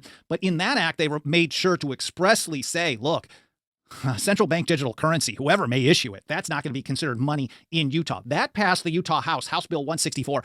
It passed by a vote of 68-0. No opposition whatsoever. It's simple, straightforward stuff. Let's pass this. Let's see how it kind of plays out. And the more states, if you get 50 states or 40 states saying, we're not going to participate in this, this might actually slow down or make them pause how they approach it. And that's the way we're looking at that. It's nice to see a preemptive measure for something that's coming down the pike, but we'll see. Now, this is similar to legislation. It was first signed as law in Indiana in 2023 and then followed up by Florida, also in effect, removing a central bank digital currency from the definition of money.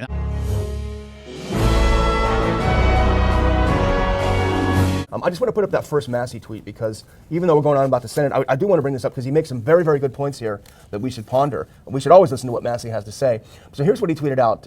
Getting rid of Speaker McCarthy has officially turned into an unmitigated disaster. Now that's a real attack on Johnson. He says, all work on separate spending bills has ceased. Spending reductions have been traded for spending increases. Warrantless spying has been temporarily extended, and our majority has shrunk. That's really interesting. He was the one who said we shouldn't get rid of McCarthy. I thought it was a good idea, and I was wrong, and Massey's right, of course. But that's interesting to see that all of the work on the approach bills has stopped. That's your main job. What are you guys doing up there? Behind the border mess, open GOP rebellion against McConnell.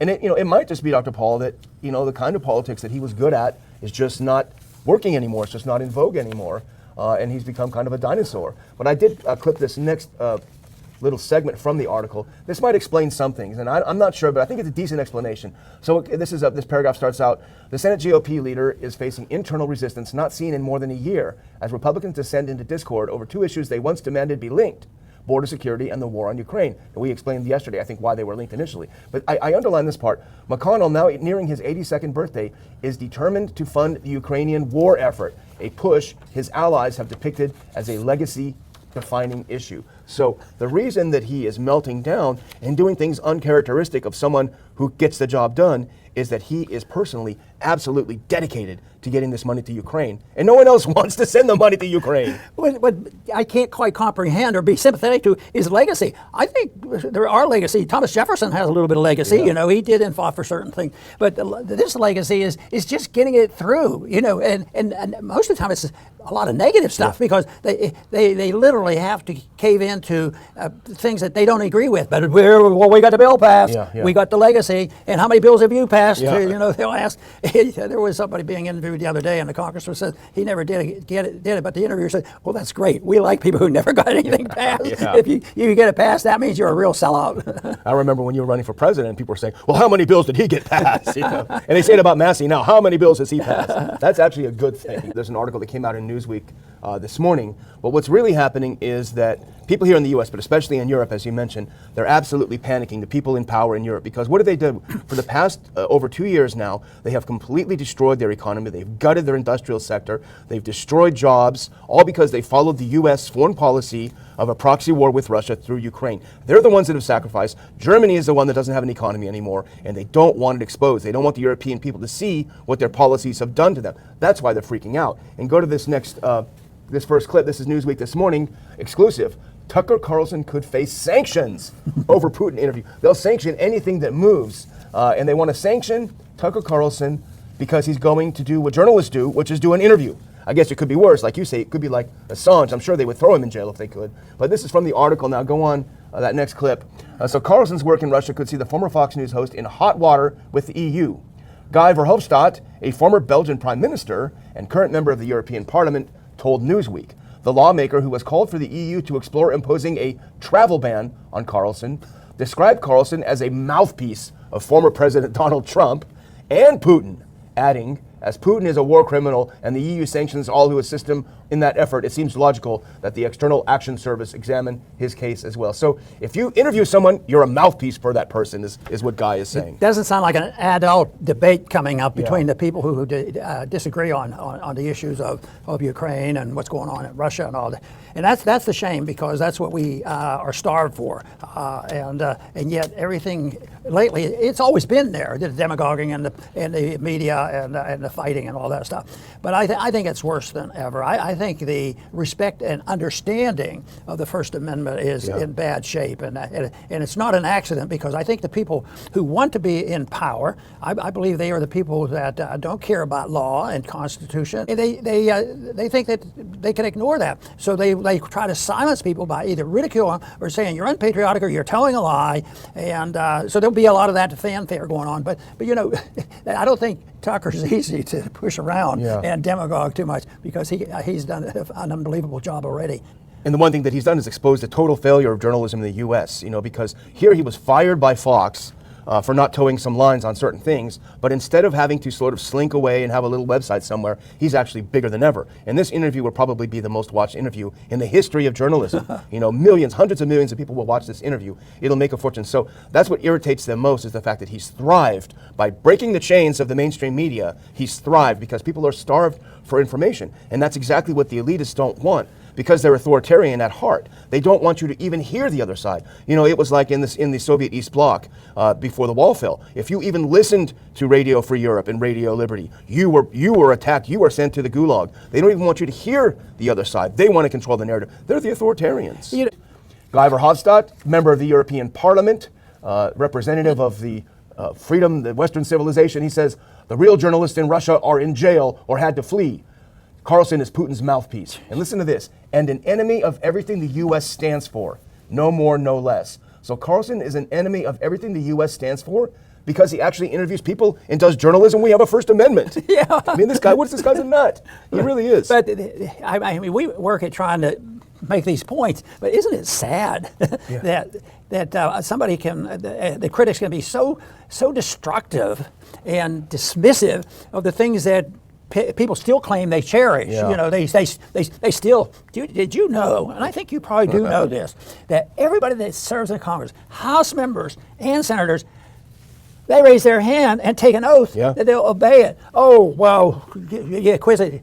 oh yeah, but the people who, they don't understand it. We understand the Constitution. This is a live document. We make it say anything we want. That's right. And then they march off and they sleep well at night. Yeah, that's right. Until the world blows up. Now, so far I've just given you the introduction to Aristotle's theory of the soul, because he says there are various kinds of soul. In other words, various types of vital capacities, which are to be discovered by observing the distinctive types of behavior living things engage in. There are three basic types of soul, according to Aristotle. The most primitive level are the entities which simply nourish themselves, grow, reproduce. All living entities have this type of soul. But one type has only this, and that is vegetables, or plants as we would call them today. And consequently, this set of powers, nutrition, growth, reproduction, is called the vegetative soul, or sometimes the nutritive soul. Next, we observe living things which have all the vegetative powers, plus the faculty of sense perception. In other words, a primitive form of consciousness. And as a result, these entities are capable of experiencing pleasure and pain when the appropriate stimuli reach their consciousness. And as a result, they're capable of experiencing desire or aversion, and in some cases, capable of locomotion, of moving toward or from the object in question. These we call animals. And they have what is translated, unfortunately, as the, quote, sensitive soul. But that does not mean an aesthete. It means a living entity with the power of sense perception. Now note that this soul presupposes the previous one. The nutritive or vegetative soul is the precondition of keeping any entity alive. It makes possible the higher type of soul, which will be biologically self-sustaining and have the capacity of sense perception. Now notice I said it makes possible the higher type. Consequently, we can say that the animal soul is the actualization of potentialities established by the vegetative soul. So, in that sense, the animal soul is on a higher level. It represents a higher degree of actualization than plants. And finally, we reach man, who has the preceding capacities plus nous, the mind, the capacity to think, to grasp universals or abstract forms, to reason. He has the rational soul. And again, this requires the previous one. If we didn't have sense experience, we couldn't abstract, we couldn't reach reason. And therefore, again, the sensitive soul makes possible the rational soul, and the rational soul, when it emerges, is the actuality or actualization of those potentialities, and therefore it's on a higher level than the animal soul. Now, Aristotle investigated each of these souls, each of these sets of vital capacities in detail in his work, the De Anima, the Latin translation for Peri Psyche, on the soul, you see. And in many other works he studied it. But the central one is the De Anima. And here I want to say just a few words on two subjects, Aristotle's views on the senses and on reason as a supplement to last week's lecture. I had to leave it out last week because you didn't yet have enough of Aristotle's key concepts to understand his view.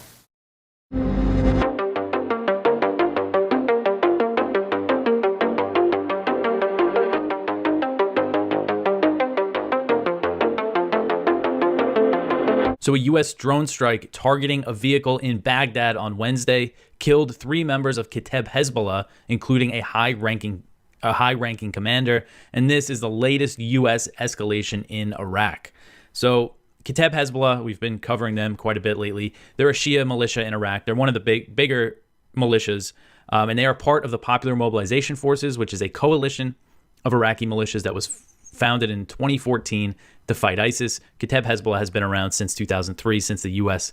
invasion of Iraq. But the PMF, which is part of Iraq's security forces, part of the Iraqi military, and that's who the U.S. is killing and bombing here. So a PMF official identified the slain Kateb Hezbollah commander as Abu Bakr al-Sadi, and U.S. Central Command released a statement confirming that the U.S. was behind the drone strike. When this news first broke, it wasn't clear. I mean, I think it was pretty obvious that it was a U.S. drone strike, but there wasn't any comment from the U.S. at the time. So CENTCOM said the assassination was in response to attacks on U.S. troops in the region. The command claimed that al-Sadi was responsible for attacks on U.S. troops. CENTCOM said that its forces, quote, conducted a unilateral strike in Iraq in response to the attacks on U.S. service members, killing a Kateb Hezbollah commander responsible for directly planning and participating in attacks on U.S. forces in the region, end quote. And of course, they're not going to show us any evidence of these allegations. We're just supposed to take the U.S. military's word for it. And this drone strike has outraged a lot of people inside Iraq, and it sparked protests near the U.S. embassy in Baghdad. And according to AP, Iraqi security forces have closed off Baghdad's green zone, which is where most of the foreign embassies and diplomatic missions are located. And there were protesters, there was calls for protesters to storm the U.S. embassy. Doesn't look like anything like that happened yet, but this really angers a lot of people inside Iraq. So Israeli Prime Minister Benjamin Netanyahu has rejected a counter-offer from Hamas on a potential hostage deal, insisting that he will settle for nothing less than total victory. So according to Middle East Eye, Hamas proposed a 135-day ceasefire in 3 45-day phases with the goal of reaching a permanent truce. During the first phase, Hamas would release all the women, children, elderly, and sick Israeli hostages that remain in Gaza. And when it comes to the women, the ones that were not soldiers. And then in exchange, they want Israel to release all the Palestinian women, children, sick, and elderly prisoners over 50 years old from Israeli prisons, and an additional 1,500 Palestinian prisoners. They're asking for a lot of Palestinian prisoners to be released. I know in one case, I want to say it was in 2011. I might not have the year right. Hamas had a captive Israeli soldier, and they got over 1,000 Palestinian prisoners for just the one soldier. So there is a precedent for them to get a lot of Palestinians freed, but that's more for soldiers. And then throughout the next phases, Hamas would release all the Israeli soldiers and men that it still has hostage. And Israel would release an unspecified number of Palestinian prisoners during that time. So the goal by the end of the 135 days would be to reach an agreement on a permanent cessation of hostilities.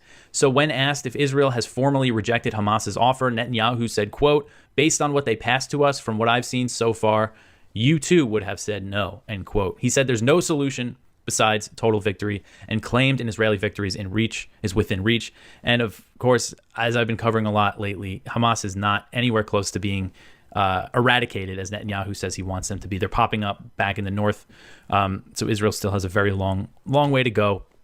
TVBS, which is a Taiwanese TV news station, they have reported that U.S. military advisors have been deployed to Kinmen, which is a group of small islands that are controlled by Taiwan, but are located just off the coast of mainland China. And when I say just off the coast, I mean just off the coast. If you see this map here, it gives you the perspective of where Kinmen is related to mainland China. I mean, it's right on the coast.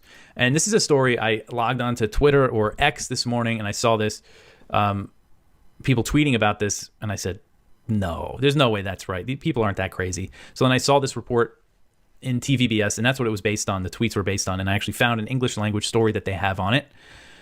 And I said, let me ask the Pentagon, see what they say. And they replied to me actually pretty quickly, and they said that they could not comment on military operations in Taiwan. And that's kind of a stock answer that you get from the Pentagon. I've gotten that answer from them before when asking about U.S. military operations in Taiwan.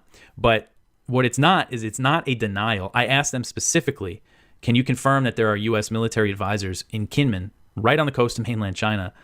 That's something, if they weren't doing it, you would think that they would want to say, no, that's a false report, but gave me this kind of, no, we don't comment on that. And this is the same thing they told me when the U.S. deployed about 200 troops to Taiwan last year, the same comment. And that's basically, been confirmed because that's how this stuff with Taiwan, that's how we find out about it, is through the Taiwanese media reports, because the U.S. and Taiwan don't want to officially announce this type of cooperation. But anyway, I'll read a little bit. The Pentagon spokesman who got back to me said, quote, "We don't have a comment on specific operations, engagements, or training, but I would highlight that our support for and defense relationship with Taiwan remains aligned against the current threat posed by the People's Republic of China.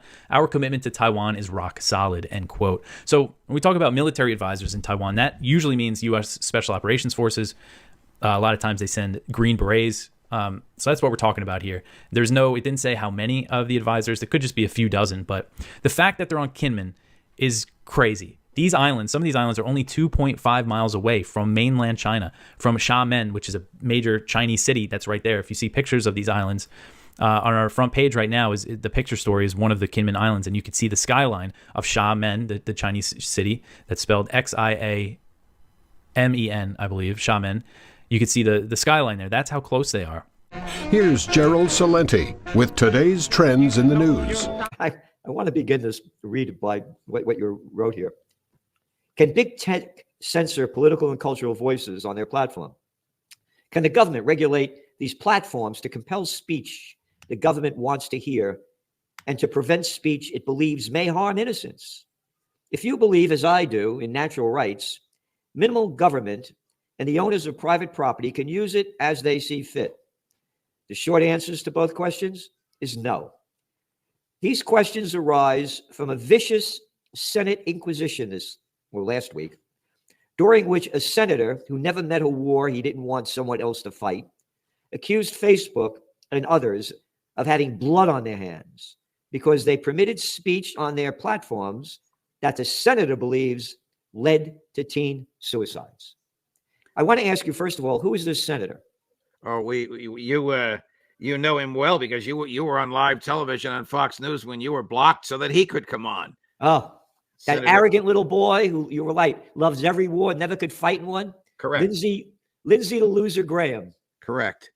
So, Judge, for him to say to Zuckerberg, you have blood on your hands, where there isn't a human in the Senate at the moment who has more blood on his hands than Senator Graham, was just an outrageous abuse of government power. The government has no right to drag people before it and say, why did you say this? And why did you not say that? And why did you permit this speech? And why didn't you stop that speech? The whole purpose of the First Amendment is to keep the government out of the business of speech. Zuckerberg turned around, shaking. I don't know if it was real or exaggerated, almost in tears. I don't know if it was real or exaggerated.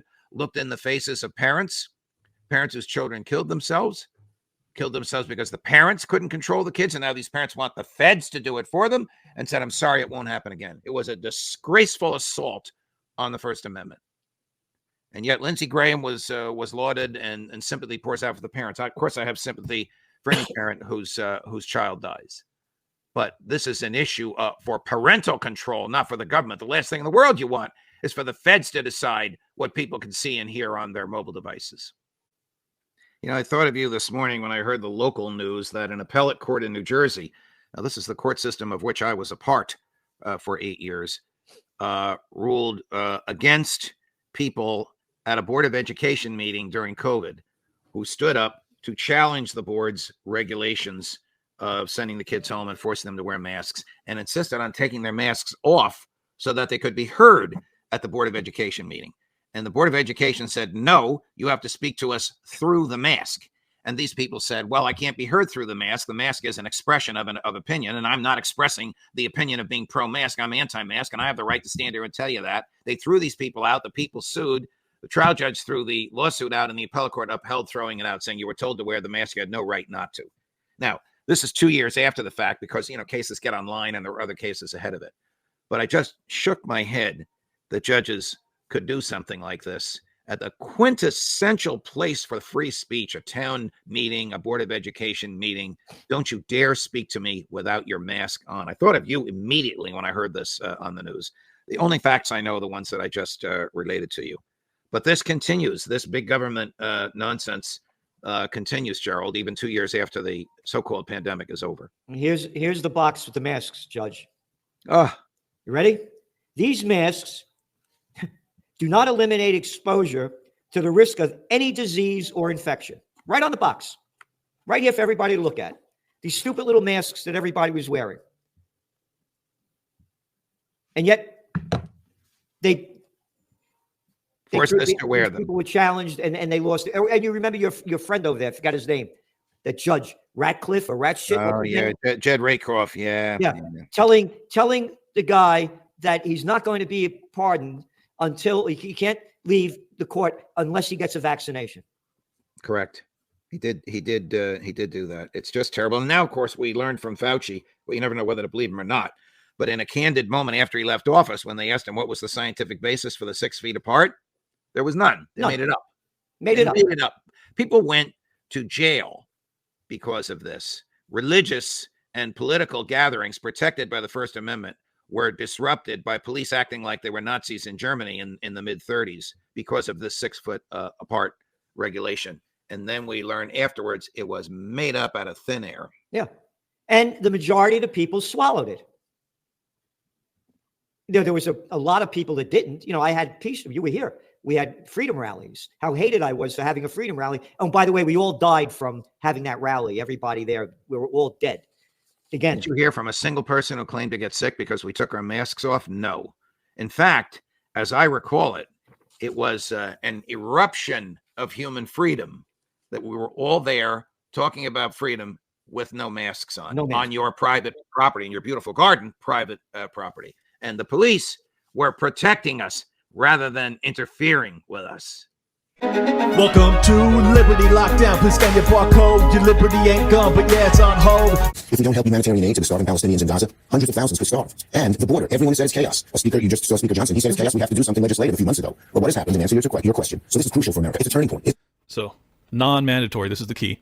At 4,000 over a 7-day period, non-mandatory. 5,000 over a 7-day period. Okay, now that becomes mandatory. And then 8,500 in a 1-day period, mandatory limitations. I mean, these are astronomical figures. We're talking about per day, not per month, per day. History is going to look over our shoulders and say, did we rise to the occasion? To his credit, Mitch McConnell did. But too many Republicans, including Speaker Johnson, are just scared to death of Donald Trump. Donald Trump has said he wants chaos. This is the ultimate canard that they've been pushing, and I've seen Bill Maher was doing it on Friday. It's been every talking head on the left has been pushing this nonstop. Donald Trump doesn't want to fix because it's politically better for him if the border issue is an absolute nightmare. It's better for him politically. That's why the GOP is so afraid to vote for this. Look at the actual bill itself, though. $62 billion additional dollars when we're already almost to $200 billion in aid to Ukraine over the past 2 years. They want to strap another $62 billion, pushing it to $250 billion. $14 billion in military support for Israel, which obviously almost nobody on the GOP side, aside from Thomas Massie, actually opposes, but setting that aside, and then $10 billion in humanitarian aid for Gaza and Ukraine, which, well, I certainly feel bad for the people of Gaza and for the people of Ukraine, for that matter. I am not interested in being robbed and forced to send aid to them. If you want to ask me to voluntarily do so, that's a different discussion. That's not what you're doing here. And then $5 billion for partners in the Indo-Pacific, which is almost certainly to bolster Taiwan, I would guess. I haven't read the 200-page bill, but that's you can guess. So basically what we're talking about, this bill is a military bill. This is a direct $100+ billion handout to the military-industrial complex. That's what this is. And it's packaged as being a border security bill. It's amazing, the obfuscation. When you just cut through the platitudes and the flowery language they use to name these things, you get to the reality that this is just a handout to Boeing and Lockheed Martin and whatever Blackwater is called today. I mean, just disastrous. Donald Trump has said, well, wait till I become president. That'll take at least a year. Ukraine could be gone. The border will get much worse. War in the Middle East will get worse, maybe bringing us into it. He's doing it all for political reasons. Now, what is the evidence that it would actually, the situation in the Middle East will get worse if we don't fund Israel as they wipe out the Palestinians? How could you really rationally argue that? I mean, is there anyone in America or on the planet really that thinks that that Hamas is going to recover and actually topple Israel? Like, does anybody actually believe that? I find it very hard to believe that anyone believes that. Now, what could happen? What would actually worsen the situation in the Middle East? Well, we just lost 3 U.S. troops because we have all of our bases over there, and a bunch of these people are very, very upset with us for funding Israel in their wipeout of Gaza. What would actually make the situation worse? Well, what would really make the situation worse is if we continue to fund Israel, regardless of what they do to the Palestinians, and the rest of the Arab nations in their perimeter decide that they've seen enough. Now, that's how you get a really bad situation. But they never talk about that, ever. Because they don't care. Because their goal is war. And let me just say, will senators, the crucial question, the $64,000 question, the majority of Republican senators know this bill is the right thing to do. It's a compromise. I don't like everything in it. Neither does McConnell. But it's a compromise. That's the only way you get things important done in the Senate. We proved that 2 years ago in our bipartisan legislation. And will the senators drown out the political noise from Trump and his minions and do the right thing for America? It's a crucial question. History is looking down on every one of us right now. Such a reprehensible, deceptive, duplicitous performance to try and propagandize the American people into thinking this is for our best interest. In what way is we're dealing with back-breaking inflation in America? Absolutely brutal inflation. Poor people are really on the brink. The middle class is almost entirely obliterated. Any concern for that? No. We have to pass this for the benefit of the American people, for our defense. It's an outright lie. It's not a word of it is true. There is no national interest in exacerbating the conditions in the Middle East by continuing to fund Israel as they do whatever the fuck they want to the people of Palestine. There is no American national interest. There is my interest, your interests are not in alignment with that. There is no national interest in continuing to provoke a potential world war or a nuclear war with Russia, or potentially driving that into an escalation where it does come head to head between NATO and Russia, or China, or Iran. There are so many different flashpoints that could pop off. None of this helps to alleviate that. So if you're going to talk about our national interests, it's just not in alignment with anything that I know to be my own interest. So that means that it's for something else's interest. In this case, the military-industrial complex, Israel, and just the war machine broadly. Because I don't even think it's for Ukraine's interest. I think whatever the fuck they were doing over in Ukraine, it's to continue to keep that hidden. That's That's really why it's in America's national interest, because of whatever they were working on in the laboratories over there. And I can't talk about it, so I'll just leave it there. That's the truth. These people are not your representatives. They are lying through their teeth. They have no concern for your well-being, financial or otherwise. They are absolutely sailing your children down the river. And you, I might add, because we're no longer just talking about in the future pain and suffering. We're talking about present day pain and suffering that the American people are dealing with because of their unbelievably disloyal action. I mean, let's just call it what it is. This is traitorous behavior. It is. I don't know how you can see it any other way. Your daily dose of liberty education starts here. The Tom Woods Show. I know that I've noticed that a lot of people who, let's say, describe themselves as America first, they'll say that a lot of the alleged threats to the U.S. are overblown and a lot of the interventions are unjustified. But they change their tune when it comes to China. They say China's a real threat.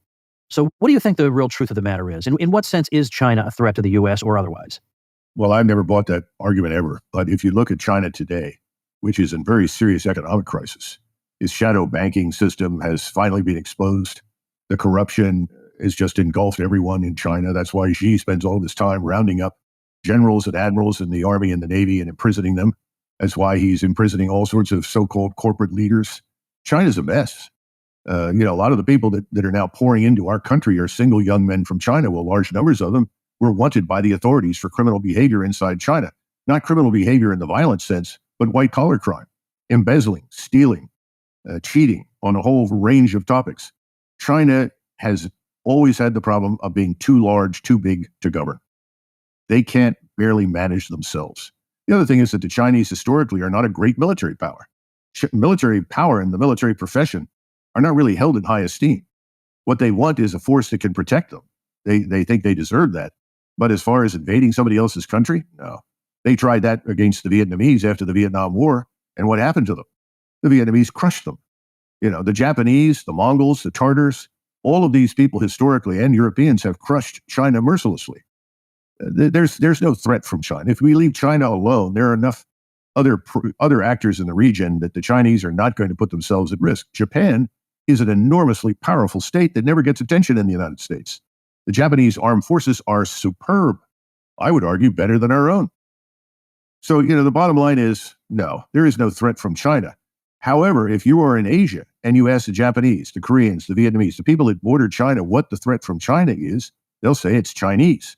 If you let Chinese into your country, they come in, they colonize you, they take over your business sector, and then they bring in women and they peddle their women to the locals, and suddenly within a generation, you're no longer Vietnamese, Japanese, or Korean, you're just Chinese. In other words, they fear the population overwhelming them in the region. So you look at the border between North Korea and China. The Chinese want to keep the North Koreans out, but the North Koreans don't want anything to do with the Chinese. They're afraid that if the Chinese come into their country again, as they did during the Korean War, they'll never leave. They'll have millions of Chinese and they will cease to exist. The Manchus were a Mongol Turkic people in Manchuria. They ceased to exist because they have, quote unquote, been Sinified. This is not a new phenomenon. This is how China has expanded. You move in and your population overwhelms the indigenous people, destroys their ethnicity, destroys their culture, their identity. That's the danger that people in Asia fear. They don't fear the economic danger. They want to be part of the Chinese market. They want to do business with them. They certainly don't fear the Chinese military. You think there is a genuine prospect of anything other than skirmishes with Iran? Not at the moment, but I would say that if you go back to 2001, the Iranians poured into the streets. 1 million of them demonstrated the night after 9/11, holding candles to memorialize our losses on 9/11. And the Iranians treated 9/11 as an opportunity for some measure of reconciliation and cooperation with us. Incidentally, so did the Russians. The Russians actually created and established a memorial to us that you can find. The bottom line is that everything failed when the neocon, I think his name is Frum, who wrote George Bush's speech for him, described the axis of evil. And in Berlin in particular, I had a lot of friends over there, Americans and Germans who were journalists. When they listened to the axis of evil, it included Iran and so forth. Everybody just said, oh my God, what a terrible mistake. Yeah. I think this Iranian obsession in the United States is entirely a function of Israel.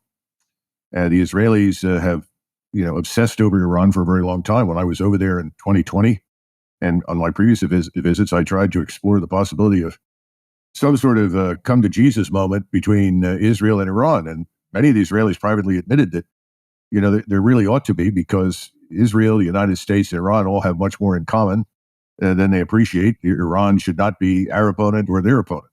But there was ultimately no willingness whatsoever in the leadership of Israel to even contemplate it. And so I think you have to understand, when you look at the American media and the financial sector and the power of the Israel lobby, its agents in the United States, the American people have been systematically brainwashed into believing this nonsense that Iran is evil incarnate and responsible for everything that's bad in the region.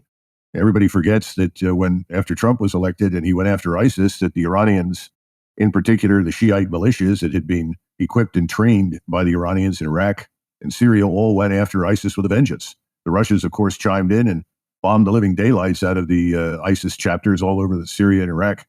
All of that seems to have been either ignored or forgotten. And as soon as, they got Iran back on the agenda for destruction. And I think what Israel wants is for us to destroy Iran. And right now, given the level of power and influence that Mr. Netanyahu has in Washington, I think there's a very high probability that they may get what they want. Now, that's not to say that we can attack with impunity, we won't take any losses, or that Iran will go down. Things have changed a lot. Iran is much more sophisticated now, much better armed. It has friends and allies that will help it. So obviously I'm somebody that thinks the idea of attacking Iran is a very dumb one and unnecessary. But that's not the conventional wisdom in Washington or in the media.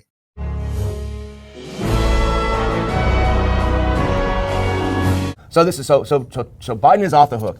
His dog was chewing up his classified stuff, no problem. But the opinions of the Justice's Office of Legal Counsel don't rule out charges against a former president, however. Trump was hit with such an indictment last June, accusing him of willfully retaining classified information. So Trump was charged with that and obstruction of justice, and further charges were added in July. But Biden doing the same thing, maybe on a different scale. We don't know the whole details. No problem. They will follow that up, and we'll find how to, if he pulls that one off. Yeah. But I keep asking questions, but it wouldn't be appropriate for the current event or the current number of people in Washington. I say, who cares? Why don't they make it where there is no such thing as classification unless you have an active war going on? Yeah. A real declared war, and for strategic reason. But the records should be available. And I just think that why do they worry this much about it? And then what are they going to do with it? We've seen boxes on both sides. Oh, look at the boxes and stuff there. What are they going to do with it? Yeah. They're not going to sit and read it. Yeah. I was thinking, if they're going to write their memoirs, maybe they'd have probably a right to look at it. Yeah. To do that. But this whole thing is a bit crazy, and I just think that the document deal doesn't make any sense, and yet Trump is being held to this. Well, you're in trouble. That's one case that's still ongoing too. Yeah, I remember when you were in office, you didn't want to go to the SCIF and see those documents because you said, I don't want to see them, not that helpful, and I don't want to have to try to remember what I'm not supposed to say. Well, there's the briefings from, yeah. And remember, one person finally had an enlightenment for that, and that was Walter. Yeah. Because Walter was very much a neocon, like he was supportive of the wars, and he started shifting his views because of the reading that he was doing. And his simple answer was, I switched when I realized that the briefings were nothing more than lies. Yeah. And he was smart enough and principled enough to say, why am I doing this if they're recognized? So, I think that's where we are now. I mean, just think of how many good journalists we have. I think we know all 6 of them. Yeah, exactly. They're our friends. Yeah. Exactly. Speaking of journalism, let's move on because, one of the arguments that we often make is that the mainstream media does not inform American people. Its job is to maintain the narratives, the state narratives. It doesn't tell us the facts, and so most Americans don't know what's going on. And here's a classic example. Put this next one up if you can. This is from Kyle Anzalone at the Libertarian Institute. Only 3 in 10 Americans were aware of U.S. troops in Syria prior to the deadly attack. And go to the next one. They did a poll. Defense Priorities commissioned a YouGov poll of Americans from January 8th to 15th about the deployment of 900 troops in Syria. Only 3 in 10 Americans responded that they were aware of U.S. troops even being in Syria. So they did a poll, And most Americans had no clue. 7 out of 10 had no clue we even had troops there. I wish we could do a polling of the people who watch our program and ask them, what percentage of you knew about our troops in Syria? Yeah. And what percent of you had a good understanding of how the coup occurred in Ukraine? Yeah. You know, because we did our best with the help of others to get that information out, and more people are listening, even the establishment, because they're backing off on Ukraine. They don't want to be so tied into the Ukrainian mess. Yeah. But you know, if you have a principle of non-intervention versus this run-in-the-mill bombing and killing and sanctions, you know, you can. It's like you don't have to be a genius to predict that the trouble's ahead. If nothing else, it's you know, it's going to be very costly. And it's going to be very costly for our national defense and very costly, you know, on our personal liberties. But it all happened. How did you know that? Yeah. All you have to do is have a good understanding of what generally governments do to us. You know, 3 military people that were killed. They were the death of 3 members of the Georgia National Guard in Georgia. Yeah. You know, I think a proper law would be that the federal government doesn't have a right to go in and just order, you know, state militia up there, because it was you know, enmeshed together. It's all one thing. Everybody thinks the National Guard is part of the federal government. It shouldn't be, and the real militia was a little bit different than that too. I mean, it was meant to defend the state, and that we've lost that notion a long time ago, and I think that. There is one state just recently announced. Was it Arizona or somebody said we're not sending troops if they're called up. Yeah. Well, that's another good competition that we like to hear about. Yeah, well, a lot of our friends are supporting the Defend the Guard Act, which says that unless there's a declared war, the president does not have the ability to move those troops around. I have not read all the every aspect of that act, but it sounds good on the surface. So it's a good. And I wanted to just do one more kind of bonus question. This is kind of interesting. This is from that SEM Defense Priorities poll that they commissioned. If you put that next one on, slightly unrelated but also very interesting. Only 10% of respondents believe Israel should conduct military operations in Gaza regardless of how many civilians are killed or injured. So 9 out of 10 Americans polled in this say they should not have a blank check. The blank check is exactly what President Biden gave them. 9 out of 10 Americans disagree with giving them this blank check. And so that really underscores, I think, the stuff that we've been talking about a lot here on the show, which is this huge divide now between how Americans feel about what's going on in the Middle East and what Biden and his neocons, backed up by the neocon Republicans, feel about it. Now, first on the census, Aristotle did many notable things. He was the first one to define the 5 senses, to specify their organs and functions. As I mentioned last week, he was the one who suggested that error is due not to the senses, but to misinterpretation by the mind. I have simply no time to survey his accomplishments in this connection. I do want to mention briefly one element in his account of the census, however, namely, how did Aristotle answer the sophists? Now, you remember Protagoras' argument, which I stressed weeks ago, that the qualities that things appear to have, color, sound, taste, warmth, etc., they do only because of the sense organs of the perceiver. That these qualities are not really in the things themselves, and that therefore we never come in contact with reality as it really is. Now, what's Aristotle's answer? Well, the first thing to say is that judging by his surviving works, Aristotle is inconsistent on this subject. Sometimes he seems to agree with the sophists that if human senses contribute to the kind of perception we have, that would invalidate the perception. And so part of the time he asserts that the qualities we experience, like colors, smells, odors, etc., exist in things themselves entirely independently of human perception. This view is frequently called naive realism. Realism because of its stress on our perception of reality as it is, naive because the people who christened this view think that it is a naive viewpoint. Now, to naive realism thus defined, the sophists seem to have an obvious answer. Protagoras can say, what do you mean those qualities are out there independent of us? They so blatantly depend upon sense organs, and they vary with variations in the sense organs. How can you say that they are independent? Therefore, part of the time, Aristotle seemed to grant that in some way those qualities were a function of human perception. And then he didn't seem to be able to make clear how they nevertheless were to be regarded as valid. Now, his best attempt on this question is as follows. It's ingenious, and see if you can follow it for about 3 minutes. It uses again potentiality and actuality. The process of sensation, Aristotle says at certain points, is a process. In other words, a type of change. As such, it must be a passage from potentiality to actuality. It is, in fact, he goes on, a dual actualization, a double passage from potentiality to actuality. One which occurs in the sense organ, the eye, the ear, whichever, one in the object being sensed. Let's take them one at a time, and first the change in the sense organ. Aristotle observed, or at least thought he did, that when you perceive, the appropriate sense organ comes to possess itself the particular quality being sensed. So if you look out to see a red object, and somebody looks at the eye of the seer, you can see in the appropriate light a little red image on the eyeball. It appears that the eye itself is temporarily reddened. Or if you put your hand into hot water to sense its temperature and then touch the hand itself, it seems to have acquired the quality that it's sensing, to have become warm itself. You can yourself project the experience of tasting someone's tongue having eaten cherry pie, etc. But it also presumably acquires the same quality as the taste it's experiencing.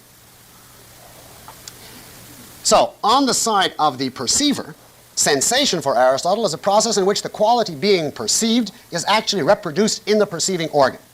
The organ prior to the perception has the capacity, the potentiality, to be characterized by quality X, and sensing is the process in which that quality becomes actualized in the organ. Now, Aristotle goes on, there is an equivalent process taking place in the object, in the thing in reality, that which you are perceiving. Before you perceive a red object, take that as an example, before you do, in itself, he says, it is not actually red. To this extent, the sophists are correct. Actual redness is somehow a function of our human form of perception, and wouldn't exist if there were no human perceivers, and the same for taste, sounds, etc. But, and here is his big disagreement with the sophists, the object in reality has, in fact, a certain potentiality. It has the potentiality of being perceived in a certain way by a human perceiver, and that is a real fact about the object. It is the kind of object which can, given a certain perceiver, be perceived as red or hot or whatever, as against the kind of object which in fact cannot, which can only be perceived as, for instance, yellow or cold or whatever. Now, in the process of sensation, says Aristotle, this potentiality of the object is actualized. The object which can be seen, for instance, as red, comes to be actually seen as red. The object which has the potentiality to be perceived as cold becomes an object which is actually perceived as cold. So sense perception involves a dual actualization of the potentialities of the sense organ and of the object. Perception, therefore, is in contact with reality, because in perception the object itself passes from potentiality to actuality, and at the end you see it as it actually is. So that redness, for instance, doesn't actually exist on this doctrine except when we perceive, but when we perceive, it does actually exist because our perception actualizes the potentiality of the object to be seen as red. You got that? Now, those of you who are familiar with the objectivist theory of sense perception will be able to see that Aristotle's heart here is certainly in the right place. And that if you suitably developed his position, his theory on this issue would be the same as the objectivist position. However, I must say that as Aristotle himself formulated this answer, and I've given you the gist of it, it is not fully satisfactory. It wouldn't and didn't stop the sophists. You need to say more than this, because their immediate comeback was, oh, well, that's all very fine. We agree with you that in perception, an object which has the potentiality to be seen as red actually is seen as red. In that sense, the sophist says, okay, there is a passage from potentiality to actuality. But they say the big question is, when we see the object as red, does that mean that in itself it actually is red, apart from us? Of course, the skeptic says we perceive things as we perceive them. But what we want to know is, are things in themselves actually the way we perceive them? Or is all we can say is, this is the way we see objects, but who knows what they really are in themselves apart from us?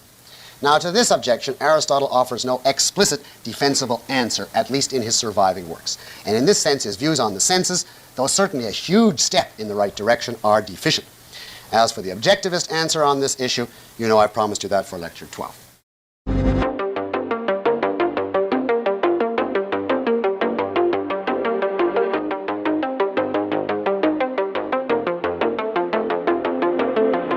So the Times of Israel reported on Thursday that Israel is backing off from Qatari and Egyptian-mediated hostage talks with Hamas after Prime Minister Benjamin Netanyahu rejected the Palestinian group's latest proposal. So an Israeli official told the Times that instead of offering a counter-proposal, Israel will try to get the U.S. to apply pressure on Qatar, although Doha, Qatar, has said that it's only a mediator when it comes to these talks and has no control over Hamas. And, you know, you might think that they could put pressure on the Hamas political leaders that live in Qatar, but the reality is it's the Hamas in Gaza. They're the ones who are dictating the terms here. At least that's what it seems like to me. So this Israeli official said, quote, the main target now is to create pressure from the Americans and other countries on Qatar and from there on Hamas, in addition to the military pressure, to bring them down from their delusional demands, end quote. So Hamas's proposal involved a 135-day ceasefire in 3 phases. Throughout the 3 phases, Hamas would release all remaining Israeli hostages in exchange for Israel freeing thousands of Palestinian prisoners, and the goal would be to establish a permanent ceasefire by the end of the 135 days. And the previous Hamas offers were, Israeli withdrawal, permanent ceasefire, release all the hostages, you release Palestinian prisoners, and that's it. So this one, they did concede a little bit and not demand an immediate permanent ceasefire, but the 135-day ceasefire, which is a pretty long ceasefire. But Netanyahu, as I covered yesterday, rejected the proposal immediately and said that there was no solution besides total victory. So Iraq has repeated its call for an end to the U.S. military presence following a U.S. drone strike in Baghdad that killed a senior member of Kateb Hezbollah, which is a Shia militia that is part of the Iraqi security forces. Iraqi military spokesman Yahya Rasool said the U.S., quote, conducted a blatant assassination through an airstrike in the heart of a residential neighborhood in the capital Baghdad, showing no regard for civilian lives or international laws, end quote. Rasool said that by launching the strike, quote, the American forces jeopardize civil peace, violate Iraqi sovereignty, and disregard the safety and lives of our citizens, end quote. The U.S.-led international coalition based in Iraq is supposedly in the country to fight ISIS, but the presence is really about trying to counter Iran. Rasool said, quote, the coalition consistently deviates from the reasons and objectives for its presence on our territory, end quote. So the U.S. claimed that this Kateb Hezbollah commander that they killed 3 people, including the commander. They claimed he was responsible for targeting, for attacks on U.S. troops. Since mid-October, U.S. bases in Iraq and Syria have come under attack over 160 times in response to U.S. support for Israel in Gaza. So the January 28th drone attack that killed 3 U.S. troops in Jordan led to the U.S. launching heavy airstrikes in Iraq and Syria on Friday that killed around 40 people. So we had that on Friday. And then on Wednesday, this U.S. drone strike in Baghdad. And the Iraqi government has been opposed to all recent U.S. airstrikes in the country. There have been some, since October, there's been a few rounds of U.S. airstrikes in Iraq. And they usually, in another case, they killed a deputy PMF commander. And Baghdad has been calling for the U.S. an end to the U.S. military presence. They started discussions on it with the U.S., but clearly it seems like they're in no hurry to get out of there. The fact that they're launching all these airstrikes instead of just withdrawing, which would solve everything. No, they have to just keep bombing Iraq. So Zelensky, the Ukrainian president, on Thursday said that he removed General Valery Zaluzhny from his position as Ukrainian commander-in-chief, a move that's expected to backfire due to the general's popularity both within the military and among Ukraine's civilian population. Zelensky said in his evening address on Thursday, quote, starting today, a new management team will take over the leadership of the armed forces of Ukraine, end quote. And he's replacing Zaluzhny with Oleksandr Syrsky, who's Ukraine's ground forces commander, who is said to be close to the president. And as I understand it, people in the Ukrainian military do not like him. Zaluzhny's sacking was expected after Ukrainian media reported last week that he met with Zelensky on January 29th and was offered another post, but he refused to step down. Zaluzhny has overseen the Ukrainian war effort since Russia invaded in February 2022. Zelensky said that he thanked Zaluzhny for his service, but that the, quote, tasks of 2022 are different from those of 2024. Therefore, everyone must change and adapt to the new realities as well in order to win together, end quote. Bill. So the Senate on Thursday voted to begin deliberations on a $95 billion foreign military aid bill that stripped out border spending that was in that original $118 billion piece of legislation, which the chamber voted down on Wednesday. So this is all kind of confusing procedural stuff. I tried to explain it as plainly as possible. But basically, the Senate voted on Thursday to deliberate, to start discussing and debating this bill, and they voted 67 to 32. They needed 60 votes. They got 67. So the fact that that many voted to, deliberate this thing is a sign that once the final vote happens, it has a good chance of passing. But it's unclear when that next vote will happen. Republicans might try to add amendments to this spending package that include border things. So it's all kind of unclear what's going to happen in the next few days, but it could take a while. Rand Paul is saying that he's going to slow it down as much as he possibly can. And the way the Senate works, one senator can delay things for a long time. When they try to speed things up, he can stop it.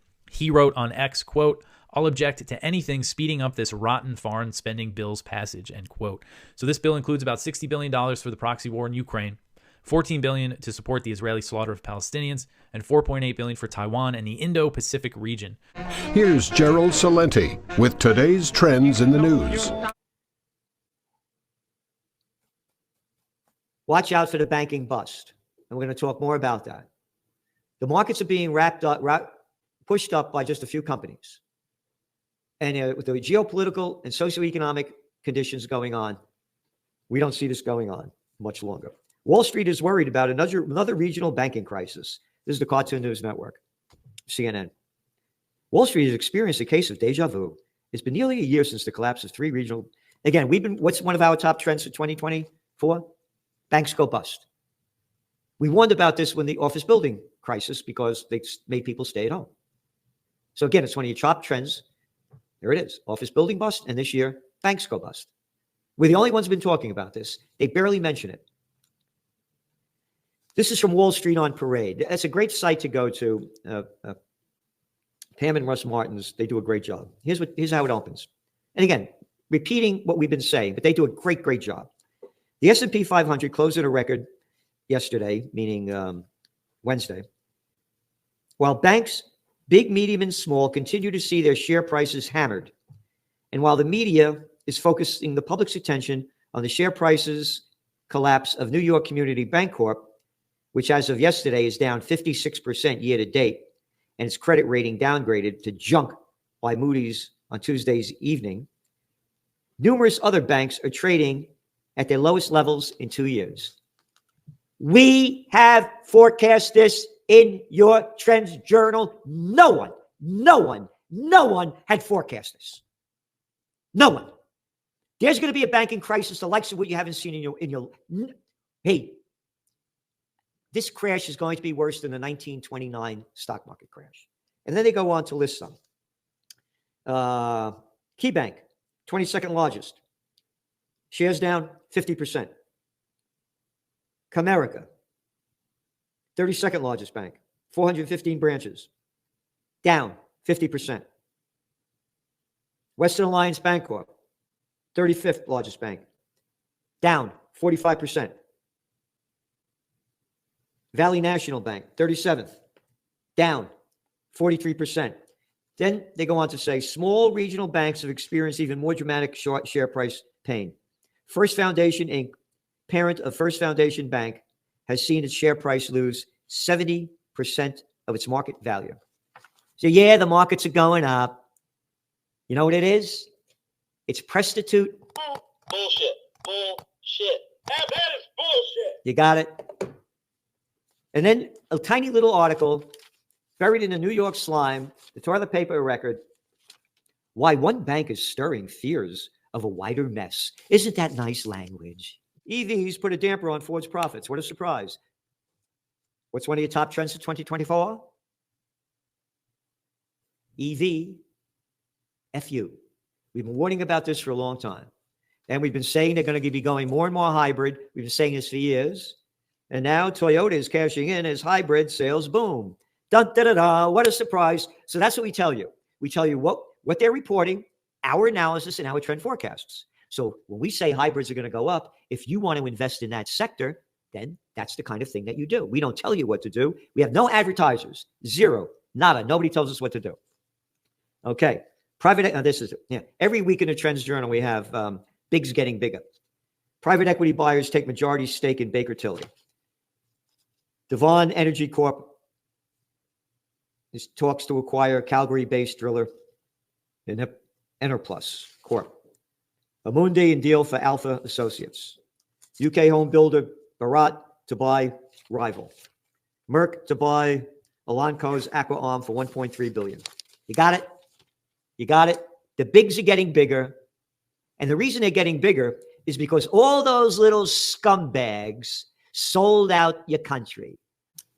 They're sending hundreds of billions of dollars in weapons to keep bloodying the killing fields in Gaza and Ukraine.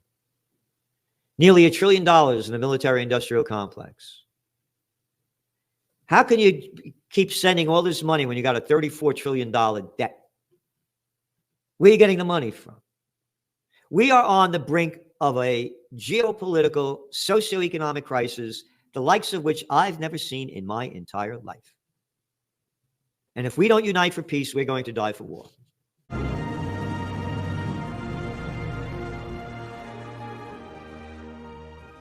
How is the United States government a Ponzi scheme, Colonel Kwiatkowski? Well, when we think of like Social Security, I think it's easier to understand that it's a Ponzi scheme. You know, we take from the current investors to pay back past investors. So it has to always go forward.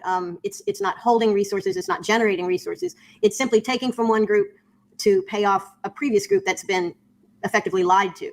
And so in that respect, I think Social Security fits that bill. Medicare and Medicaid fit those bills, you know, many of our welfare programs. But actually, what happened was I was listening to a crime show, and they talked about clawback, which is the legal response when a Ponzi scheme is discovered and whether it implodes or it's reported or somehow. And the clawback goes after those that invest in it.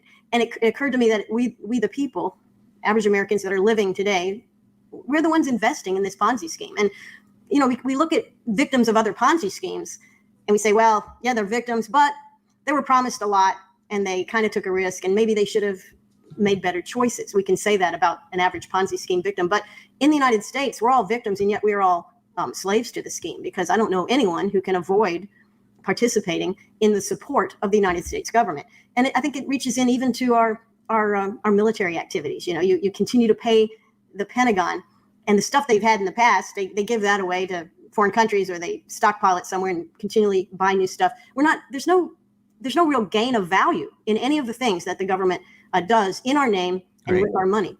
Well, when Ponzi schemes end, so when Bernie Madoff was caught, the court engaged lawyers and accountants to engage in clawback, to go to the people whom Madoff had paid and to claw that money back, and then to have a pool and then divide the pool up so that if you invested $1 million with Madoff, you're not going to get the $1 million back because it's gone, but you might get a percentage of the $1 million back. But everybody suffered because he was literally borrowing from Peter to pay Paul. So Paul had to kick back what Paul earned from Madoff, and Peter got a percentage of what he invested in Madoff. Now take that and multiply it by tens of thousands, the Peters and the Pauls, and that's the Bernie Madoff scheme. In the American scheme, multiply it by hundreds of millions of people who put money in. FDR's promise was, we will hold your dollars for you in a savings account. Baloney. They didn't hold a nickel. They just put it in the treasury and spent it. And then when you turned 65 or whatever the rule was at the time and you were entitled to Social Security, they started paying you. What are they paying you with? The money that young people were putting in. Yep. You might not be old enough, but I am, to remember Barry Goldwater running against Lyndon Johnson in 1964, suggesting that Social Security should be voluntary, that you should be able to do what you want with your own money. Well, you would have thought that he was inviting the Chinese to invade California, the way he was treated for saying that. Yeah. But this clawback could be dangerous Sure. if the United States government collapses, couldn't it? Well, that's right. And the way I understand it, and I could be wrong, but it's not just clawing back those who have received recent payouts. They certainly go after those, but it's also taking the resources of recent investors. So, you know, your last year of paying Social Security, that's also part of what is taken from you. And so in a practical way, maybe they can't take it, but in a kind of overview way or a grand way, the resources are being, any resources that are left are all going to be sucked out and then redistributed. So Ponzi scheme, I think it fits. I think a lot of people think of our government today in that way. But when you connect that to The Great Taking, which is a short book that's free on the internet, thegreattaking.com, I guess, and many other places, this it talks about how investments and are collateralized, and then it talks about the order of collecting the resources in the case that it collapses, whether it's Ponzi scheme collapse or just market collapse or anything else. And what this guy writes about, a guy named Mr. Webb, he explains how the deck is stacked. Now, many of us already think the deck is stacked. I mean, we kind of think that way, but he explains how it's stacked and how legally most things of value are not going to be clawed back or seized by anybody except the same people that are running the scheme right now. So that is a very impoverishing vision for the United States, for the people of this country, people who are struggling to have whatever they have, whether it's trying to pay off a mortgage or hold on to one they paid off some years ago as taxes and insurance and everything rises, cost of living rises. So most people in this country, not the very rich, but the average person, he doesn't have a huge amount of things. He has what he has and he holds it dear and he's a little worried about it. And yet every bit of that, it's almost inhuman And I think that Webb sees it this way as well, very much an inhumane kind of disillusion. Well, Karen, let me ask you this. Did you invest in Social Security? Of course not. Nobody invests in Social Security. They just take it from you. Yeah, they do take it. but technically, when the court will look at it as we invested. Correct. We're investors, so we're going to get pennies on the dollar. Now, most people, younger baby boomers and those younger than the youngest baby boomers, those generations realize that they won't get the real value of anything that they put in. I mean, it'll be inflated away, which has been a tool. Inflation has been a tool for impoverishing and helping support the Ponzi scheme. They can give back to people dollars that are worth far, far less than the original investment. So that works out well for them. But I think it's unsustainable. There's never been an eternal Ponzi scheme, just like there's never been an eternal empire. You run your mouth and I run my business, brother. You tell everybody I'm busted. You talk so much you got me disgusted. But you run your mouth and I run my business, brother. Here is where, this is how desperate, I guess, the entire system was for getting funding to the Ukraine. Because this is the worst reporting I've ever seen in the Wall Street Journal section ever. I read the opinion piece all the time, and sometimes they've got disastrously bad things because they're trying to pitch war. But in this case, even the Wall Street Journal has been trying to sell this border deal like it was a win and that Republicans squandered the opportunity. And it seems like, I guess, they were just so desperate to get money to the Ukraine that McConnell sat down and said, you know what? I don't care about this illegal immigration anymore. I've only got 10 years left to live. Whatever deal I signed with these deep state people, whatever deal I signed with these weapons manufacturers, I got to make good on my promises, and I got to make sure that we're getting that $86 billion over to the Ukraine so that in 2 months from now, we got to get another bundle of money, and then a couple months later, we got to get another bundle of money. But I don't care what I have to trade to get them the current bundle of money. That is my chief operating initiative. The most important thing, I don't care if we legalize 2 million people coming over a year and creating a bigger problem at the border. It's just that important to me to make sure that we get Ukraine this current couple $1 billion with no plan for the next billion and then no plan. What are you going to trade in 3 months from now? How much of an addict are you to war funding that you're willing to trade entirely legalizing illegal immigration and letting 2 million people more into the country and making a bigger mess, that you're willing to trade $86 billion now? What are you going to trade in 2 months from now, 3 months from now, and 4 months from now? That sounds like a pretty big thing to give up. And yet, here's what they did, and this is something that you can watch Ted Cruz, he was screaming at McConnell for, is that you've at least given the Democrats a selling point here, and that they could pretend like they actually had a bipartisan deal on the table that the Republicans walked away from. Why would you even put this one up for a vote? Why would you even, in the negotiating process, why would you accept the legalization of 2 million people a year? It's like the Republicans started off and they said, all right, listen, we're not doing any more Ukraine funding unless you actually take care of the border thing. And so they go, fine, we'll take care of the border thing by legalizing the 2 million people a year that are currently coming in. Why would you accept that compromise to even put it up to vote on for the Republicans to then shoot down? All right, so anyways, this is from the Wall Street Journal. It's from the opinion section. And this is them trying to sell that the Republicans walked away from what should have been a good border deal. And in my estimation, it's just because the Wall Street Journal and some of these others are so desperate for their war funding. The mistake by Senator Lansford and McConnell was assuming that Republicans who demanded border provisions were sincere. But those senators ran for cover as soon as Mr. Trump handed down orders not to give Mr. Biden anything he could take credit for. The bill's details became irrelevant as the GOP covered before Mr. Trump, who is now trashing Mr. Lansford. This is a very bad bill for his career, Mr. Trump said in an interview this week. This retribution will be routine if Mr. Trump makes it back to the White House.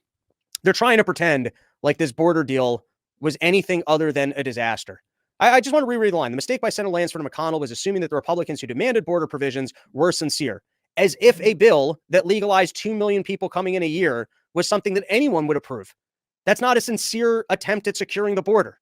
This is from the New York Times. Donald Trump is accused of doing grave wrongs and trying to overturn the election. But who should decide the consequences of that? Should it be 9 people in Washington? Should it be individual states? Should it be Congress? Or should it be the electorate of the United States, which can for itself assess whether Trump's conduct is so blameworthy that he should not have the opportunity to serve another term? Something that we were saying a year ago when this case came up. How is it democratic to remove this person if what he did was so terrible and was actually insurrection and voters hated it? Well, then he'll lose an election. Leave this to the voters. Removing the person and not letting voters make the decision would seem to me like that undermines democracy. It can only be democracy if we can remove the plague of Donald Trump. I don't know. That's not really the way democracy is supposed to work.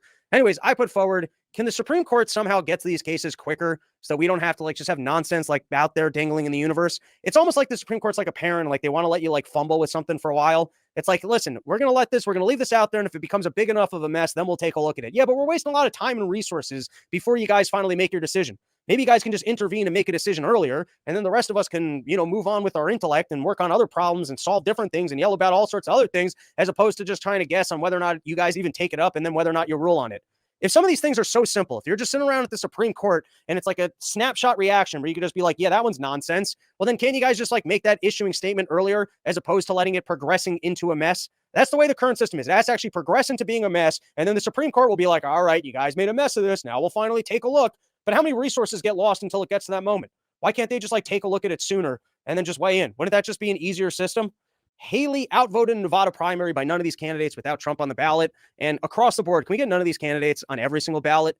We can see what percentage of Americans showed up to just say, fuck you, stand on a line. I mean, you thought Trump was the fuck you candidate. Imagine when there's actually a, hey, I hate all of you candidate right there on the bill. I support none of you.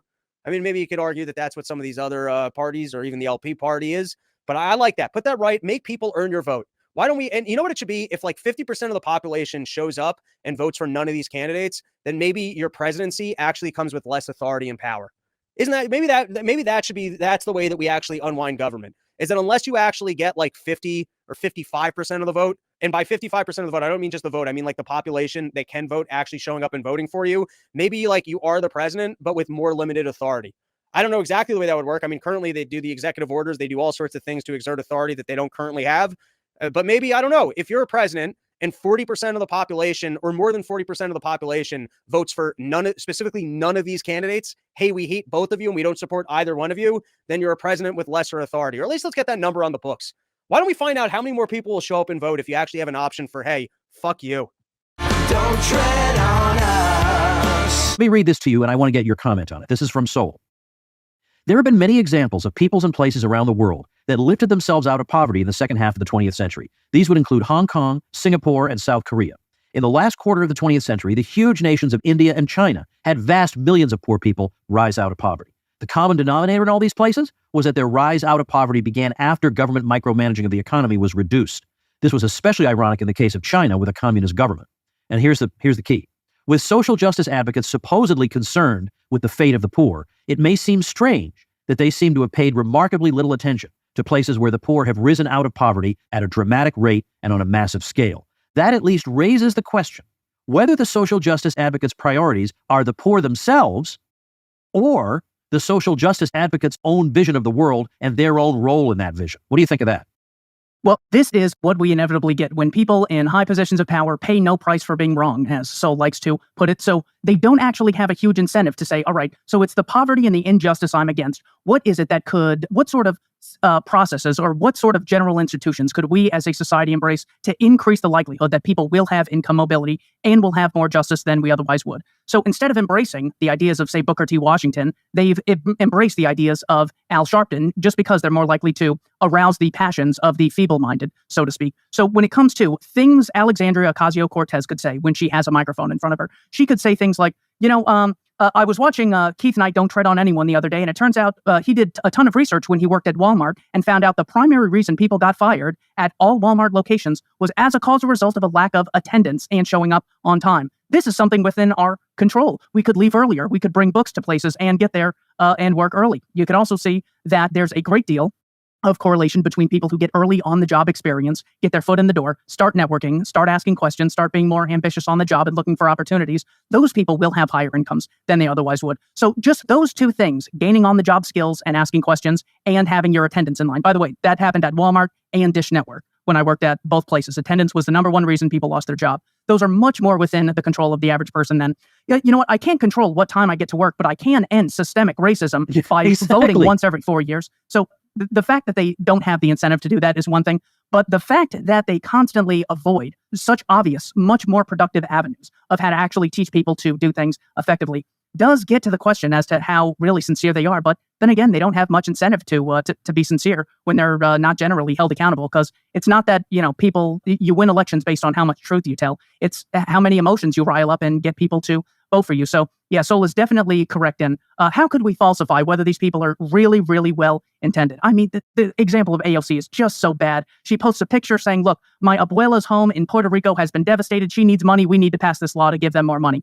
So Matt Walsh of the Daily Wire says, you know what? If you, Tesla driver, congresswoman in America, aren't going to help her, I'll raise a bunch of money. And the Daily Wire raised $100,000. And AOC's campaign got a hold of the GoFundMe Indiegogo people and said that we won't be accepting the money. Now, when we get something like that, how is that possibly seen as having some sort of innocent explanation? Are you telling me Barack Obama, Harvard graduate president of America, believes that corporations pay men 25% more just because they're male? Yeah. I mean, there's just almost no innocent explanation for any of this. And I think that's a great way that sort of nudges people into saying, if you really cared about this, here's how I'd be able to tell. So you can change and you can admit you're wrong. And that's how I can differentiate the good people from the bad people, the well-intended from those who don't really care about the effects of their policies. So yes, that was an excellent part of the book. You know, Ayn Rand gets criticized for being selfish and not caring about the poor and all that. But her argument was, look, obviously these people don't care about the poor. If you cared about the poor, you would look around the world and say, what is it that makes the poor better off? Answer, a market economy. Period. There's no argument about this. A market economy. And that is the one thing they are dead set against and that they try to put as many obstacles in the way of is a market economy. So therefore, I'm sorry, they do not deserve the benefit of the doubt, that they're just dumb and they just don't know any better. If they cared, they would pencil into their busy schedules the 5 minutes it would take to survey the world and notice that the more economic freedom a society has, the fewer deprivations the poor there suffer. It'd take 5 minutes to find that data. You know, you just do a search for it, you can find it. So therefore, we can rule out that that's what they care about. Now, I don't mean this to absolutely exclude the possibility that there are some people who are so lazy that they haven't even bothered to look into how places become rich and why they stay poor. I'm sure there are intellectually lazy people, but then those people are so contemptible that they can't even look into the very thing that they're supposedly passionate about, that I just don't care about their opinion. It's certainly hard to care about the opinion. When I was doing research for a speech, I found out that something like 1 billion hours of Netflix is watched collectively by Netflix users. And I go, there's just no way that I could still excuse these things. If it's like people spend 99% of their days working in the mines of the greedy capitalist and they only get a few minutes a day to sleep, then I could say, well, maybe you could be ignorant of these things. There's just no excuse at this point. Yeah, start with East Germany and West Germany, and then social justice advocates get back to me on which side was wealthier. The great example that Niall Ferguson uses is he uses the example of the Chinese inside and outside of the Republic to determine whether or not but we can see why some people are wealthy and others are impoverished. And I love what Sol does, where he says that if it's true about the economic social injustice, that the wealth of the rich comes at the expense of the cost of the poor, the wealthy are wealthy as a result of impoverishing the poor, we could actually find a way to falsify this. And the second he throws that line at you, you know you're in trouble. So he says, let's look at where the most billionaires are in the world, either as a total number, absolutely, or on a per capita basis. It turns out that America has more billionaires than all of Africa and the Middle East combined, and the average American has a higher standard of living than the average person in Africa or the Middle East. So the entire exploitation narrative, just based on that irrefutable metric, is one way you can refute the social justice narratives. He then gets into how did places fare once they kicked out the Jews, the Lebanese, the Egyptians, and all of these other demographics. Or Asians in Africa. Asians in Africa, yes. The Chinese in the Philippines is the other examples he uses. He goes, once we kick out these parasites and once we confiscate all the wealth from the rich, well, then we could have this prosperity. But turns out once all the wealth is taken, turns out you killed the golden goose, you have less golden eggs.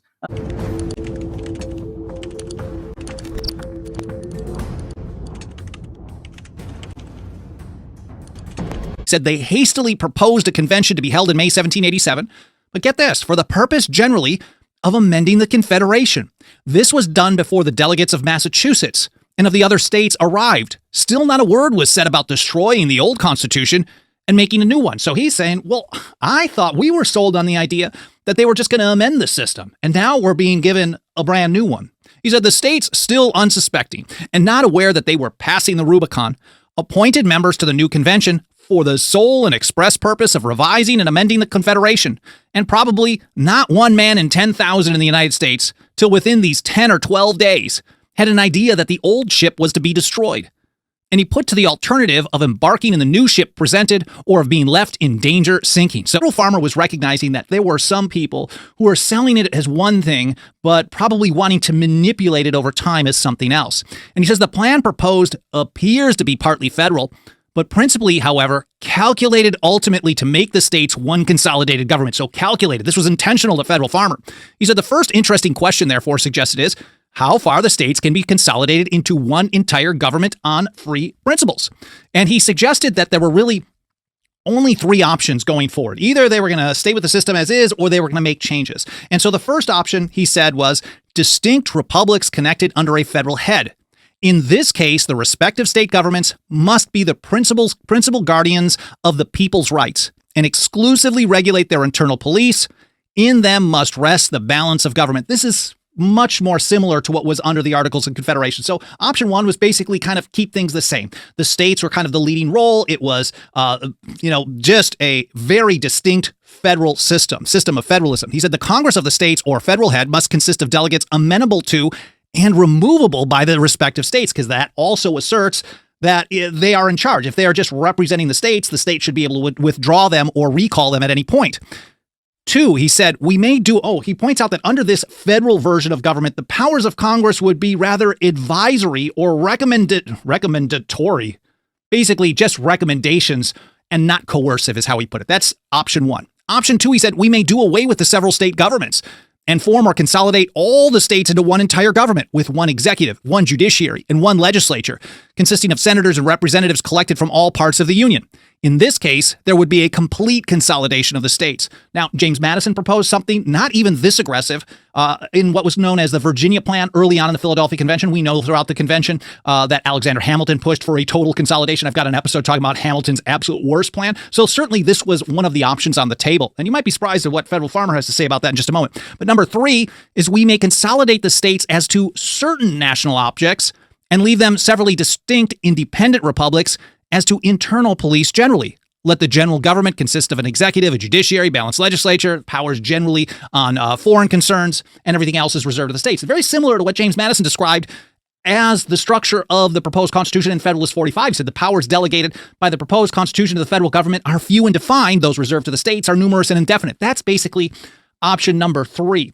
And he saw the last one as a partial consolidation because some of it was going to be nationally dictated, but everything else was going to be reserved to the states. That was the one that he favored, and that's how he put it. The third plan, or partial consolidation, is, in my opinion, the only one that can secure the freedom and happiness of this people. So Federal Farmer, one of the leading anti-federalists, was not in favor of keeping the Articles of Confederation.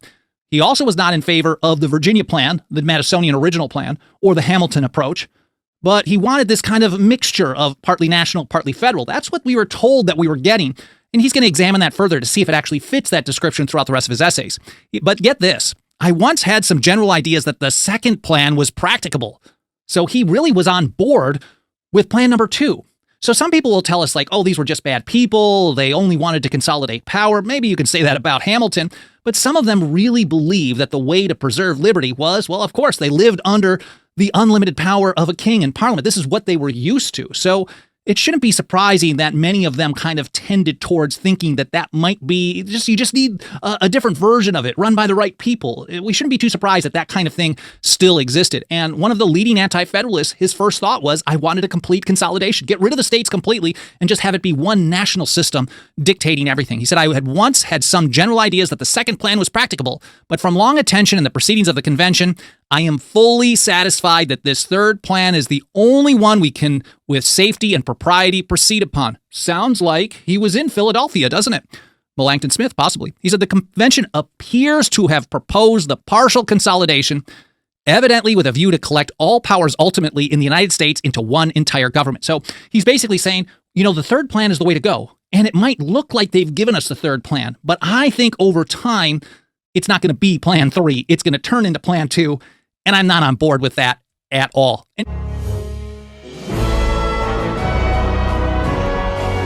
Probably 90-some% of everybody in Washington, especially in the Congress, have been indoctrinated in our university, our government universities. We know where they're coming from. They've exposed themselves just recently, and that is a problem that they believe these ways, and they come up with these cockamamie answers to it. And the one thing is they do not want to look at the real cause. Of course, the real cause is spending and printing money, and we'll talk a little bit more about that. But in the meantime, I know most of our viewers are already very attuned to the problems of inflation. And most people say, well, inflation, that's when your bread costs more money, and that's why prices are going up. And that's when they use these terms shrinkflation, as a distraction. So they distort that, but they don't want to talk about the real cause. And the real cause, of course, comes from government spending, and the Federal Reserve, accommodates by just printing the money, and the value of the dollar goes down. And eventually people will recognize it. I think they're starting to recognize the fallacy of Keynesian economics and fiat money, and they're looking for alternatives. So, Chris, I'm sure you're not putting a lot of confidence in Senator Warren to solving our problems. No, not at all, Dr. Paul. And as a consumer, I too am not crazy about shrinkflation, but I understand why it happens. You're paying the same amount for less of a product. Elizabeth Warren's, their corporations are greedy. That's just not good enough. I mean, they're all greedy at the same time. And who isn't greedy? Elizabeth Warren? I mean, we all have to battle greed. That's a human trait. So it's a little bit more complex than that. It actually has to do with Elizabeth Warren and what she does in the government. The government spends $34 trillion more than it has. I mean, that sounds like greed to me. And the Fed ends up printing lots of dollars in order to make that happen. When you print lots of dollars, the dollars that you have lose value. It's just like anything else. If you collect baseball cards, you like them because they're, the more valuable ones are the ones that there's less of. But if the company prints another trillion of them, what's going to happen to your cards? They're going to lose value. So it's the same thing with the U.S. dollar. And companies, like I said, I understand why they do what they do, because they too have rising costs. So how are they supposed to deal with it? Are they supposed to go and explain to all their customers, each and every one, it's the government did this, the Fed printed the money? You can't do that. And even if they did, the government would somehow find a reason to come after them. And many times the companies like Doritos she mentioned and Oreos, they don't even deal with the consumer directly. They deal with, all their distributors. So what are they supposed to do? The only other option they have is to adapt. They have to cut costs. And one of the ways is shrinkflation. You pay the same amount for less. So no matter what the companies choose, the politicians are going to smear them. There's no way out of it. So they have to choose what they believe is the best choice. And so they choose shrinkflation, cutting costs. And here come the politicians. Oh, you're greedy, you're greedy. It's nonsense. The politicians are the kings of greed in our society, especially in our modern government, where they, go in with nothing and come out with multi-millions being so-called public servants. So unfortunately, in this case, the companies are not to blame. It rests squarely on the overspending politicians and the counterfeiting Fed. One thing I wanted to point out also is, we are not entitled as consumers to buy anything from anyone. So when you listen to Elizabeth Warren, you almost get the sense of the Doritos, I should be buying them cheaper. Well, no, there's no right to that. You have no right to Doritos or Oreos. In fact, they could close down their factories and go to the Caribbean and live, but they don't, so, and somebody might think, well, that's not fair. They have too much power. Well, it goes both ways. You also have the power never to buy any of these things, and they can't force you to. So it goes both ways. They don't have, there's no right to their product, and they don't have a right to any consumers. That's what market prices are all about, where you come voluntarily and agree on prices. You may not like what they're selling it for, but too bad. That's the way it works. They may not like how cheap you want to buy it. So everybody has the right to say no. The problem becomes when a consumer goes to the government. Go force them to sell this cheaper to me. Force them, gas is too high. Force them to sell it cheaper. That messes things up. On the other side, and we know this all too often, the corporations do the same thing. They go to government. Force them to buy our product. Force them to take this vaccine that we made. So this is where all the problems come, when the voluntary market is discarded and people run to the state to try to gain an advantage for themselves. And once this is acceptable, and in our society it is acceptable, the state will be used against you far more than it is used for you. It will be used for the people with the bucks, and that's why the lawmakers are so rich, because the people with the bucks make sure that they're taken care of. So the best of all of this is to just accept that the market is sometimes ugly, but it's much better than trying to gain advantage from the state. No perfect system. We obviously advocate free markets, private property, voluntary exchange. That's not going to be perfect, because there's no perfect people. So there's always going to be theft. There's always going to be fraud, always people cheating. But that's what the government is for, to punish those things. So we're not advocating something that's impossible. There is no perfect. But the free market is much, much better than a politician that could come at you for any price that you sell, tell you who to hire, how to hire, what you can advertise, tell you all this LGBT and woke stuff. I mean, it's, this is Sovietism through the back door is what we ended up with here. And we really have a lot of changes to make to get back on our feet. Very good. And you mentioned the business about the information we get, and there's a bit of lying that goes on. And I think there's a lot of lying going on. And I think we've been infected with a principle of nihilism. And the people that I met so often, they did not have a conscience. They didn't have any remorse if they supported a war that went badly and millions of people died, or people suffered from the consequence of this bad policy. They don't have the remorse on that. And I think that's that is something that tells you that they become nihilistic, rather than thinking that overriding, even the wonderful part about our Constitution, there still is a higher natural law that people should, in a moral society, be cognizant of that. But that is not the case. But I still think the conditions are ripe for changes in the positive, because every time there's a bad thing happens or there's hypocrisy exposed, people will say enough is enough. So we have to keep moving that right along. Now, I do want to thank all our viewers for tuning in today to the Liberty Report. Please come back soon. Now I want to turn briefly to a few words on Aristotle's conception of the process by which nous, or reason, operates. In other words, the process distinctive to man of abstract, rational, conceptual thought. Now, Aristotle thought of the process of thought on the model of the process of sensation. Just as in sensation, your organ actually acquires itself the quality being sensed, You actually suck in, so to speak, the sensory quality being perceived. So on the level of abstract thought. In thought, says Aristotle, you in effect suck into your mind. You imbibe or receive the forms of things, the abstract essences or universals into your mind and become part of it. Just as in sense experience, the sensory qualities enter your organ and become part of it. And indeed, sometimes in terms of his own scheme, Aristotle contrasts, of all things, thinking with eating. See, eating being one of the central functions of the vegetative soul. And he does it very sweetly as follows. In eating, in nutrition, you take in the matter of things, but you incorporate that into your body, but the form is irrelevant, so you in effect metaphorically spit out or discard the form. But in thinking, you do the reverse. You take in the forms of things, the abstractions, incorporate them into your mind, but the matter is irrelevant, so you discard or ignore it. So in a very literal sense for Aristotle, but a very literal sense, thinking is a process of becoming informed. You get it? The abstract form actually comes into your mind. Yeah. And that's where we get the term information, you know. Now, says Aristotle, to go on to another point here, the mind must be capable of receiving all forms. Nothing in the universe is closed to it. Everything is knowable by human concepts. What then must be the nature of the mind in itself if it is to be able to receive, without any distortion, the forms of everything, all kinds of forms throughout the whole universe? Well, in a word, Aristotle seems to answer, the mind can have no structure or nature of its own. Because he seems to argue, if the mind did have a specific nature or structure of its own, if it had any identity prior to the act of thinking, how could we ever know by the use of human reason things as they really are in themselves? If the human mind had a distinctive nature of its own, wouldn't we always be open to the objection, well, we are then just grasping the world as we, as human beings, have to grasp it, given our particular kind of thinking mechanism. So our knowledge would just be subjective, true only for human beings. In other words, the view that Kant made his official philosophy thousands of years later. Now, apparently to escape this conclusion, Aristotle seems to have drawn the conclusion that the human mind, the abstract conceptual faculty in itself, has no nature or identity at all. He says that in itself it is nothing at all actually before it starts to think. And therefore there's nothing about it to distort or alter the data of reality. In itself, he says, the mind is simply potentiality, the capacity for receiving the forms, but nothing actual. It is, he says, the place of forms. Now he seems also to have been influenced by Plato on this question. If you recall, Plato wanted a place, a medium, in which his supernatural forms could be reflected. And he argued that it must be empty space, nothing, non-being. Partly, Plato argued for this on the grounds that only a thing without any form of its own would be suitable for receiving all forms. Well, Aristotle seems to have taken over this doctrine and translated it from cosmology to psychology, and argued that the mind, in effect, is like Plato's empty space, a nothing which can receive all forms.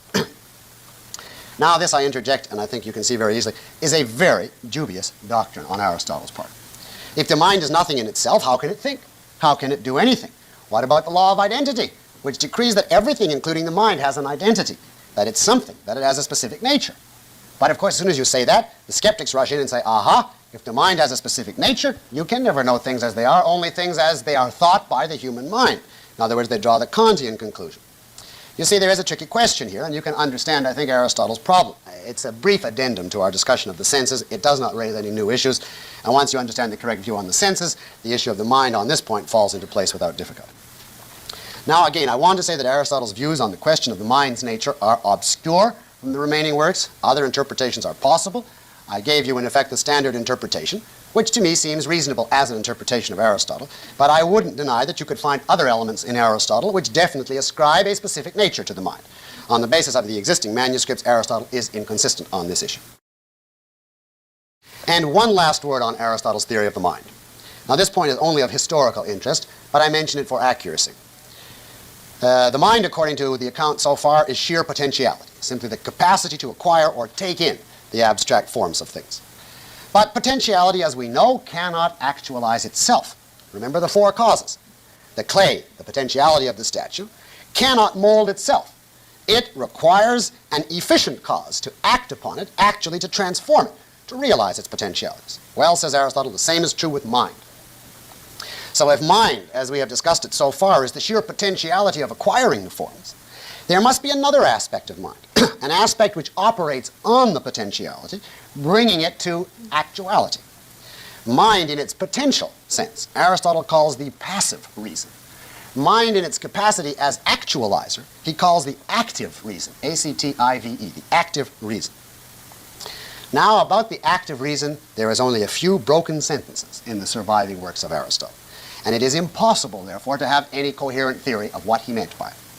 All he really tells us, if you can even trust the translation, because one of the key sentences can be read in at least 4 different ways grammatically, he tells us that the active reason is an impersonal reasoning agency, a kind of spark which operates to actualize our potential to know and bring it to fulfillment. There is, he says, nothing personal about this active reason. It's an impersonal reasoning agency. And he seems to suggest that it's independent of the body, that it existed before the body, and will survive the death of the body. In other words, it's immortal. Now, this little fragment of Aristotle is an obvious carryover of Platonism as far as we can judge. It's a non-material element of the soul which antecedes and succeeds the body, and is therefore in direct conflict with Aristotle's distinctive theory of the soul. But this view is there, and you should at least know about it, because the later Christians made a great deal of this active reason. You see, they said, even Aristotle, the great lover of this earth, believed in immortality. And the point, of course, is that even granted this doctrine, Aristotle didn't believe in any personal immortality. There was no you that survived, only this abstract spark plug, which has therefore got no psychological and certainly no religious significance. But in any event, that's not how most of the medievals interpreted it. And you see, between the prime mover and the active reason, they could really go to town to show that Aristotle is really compatible with Catholicism after all. Now, philosophically, that is ridiculous. But you can see that the residual Platonism in Aristotle made the medieval task of absorbing Aristotle into Catholicism at least seem possible to undertake. Well, so much for Aristotle's psychology.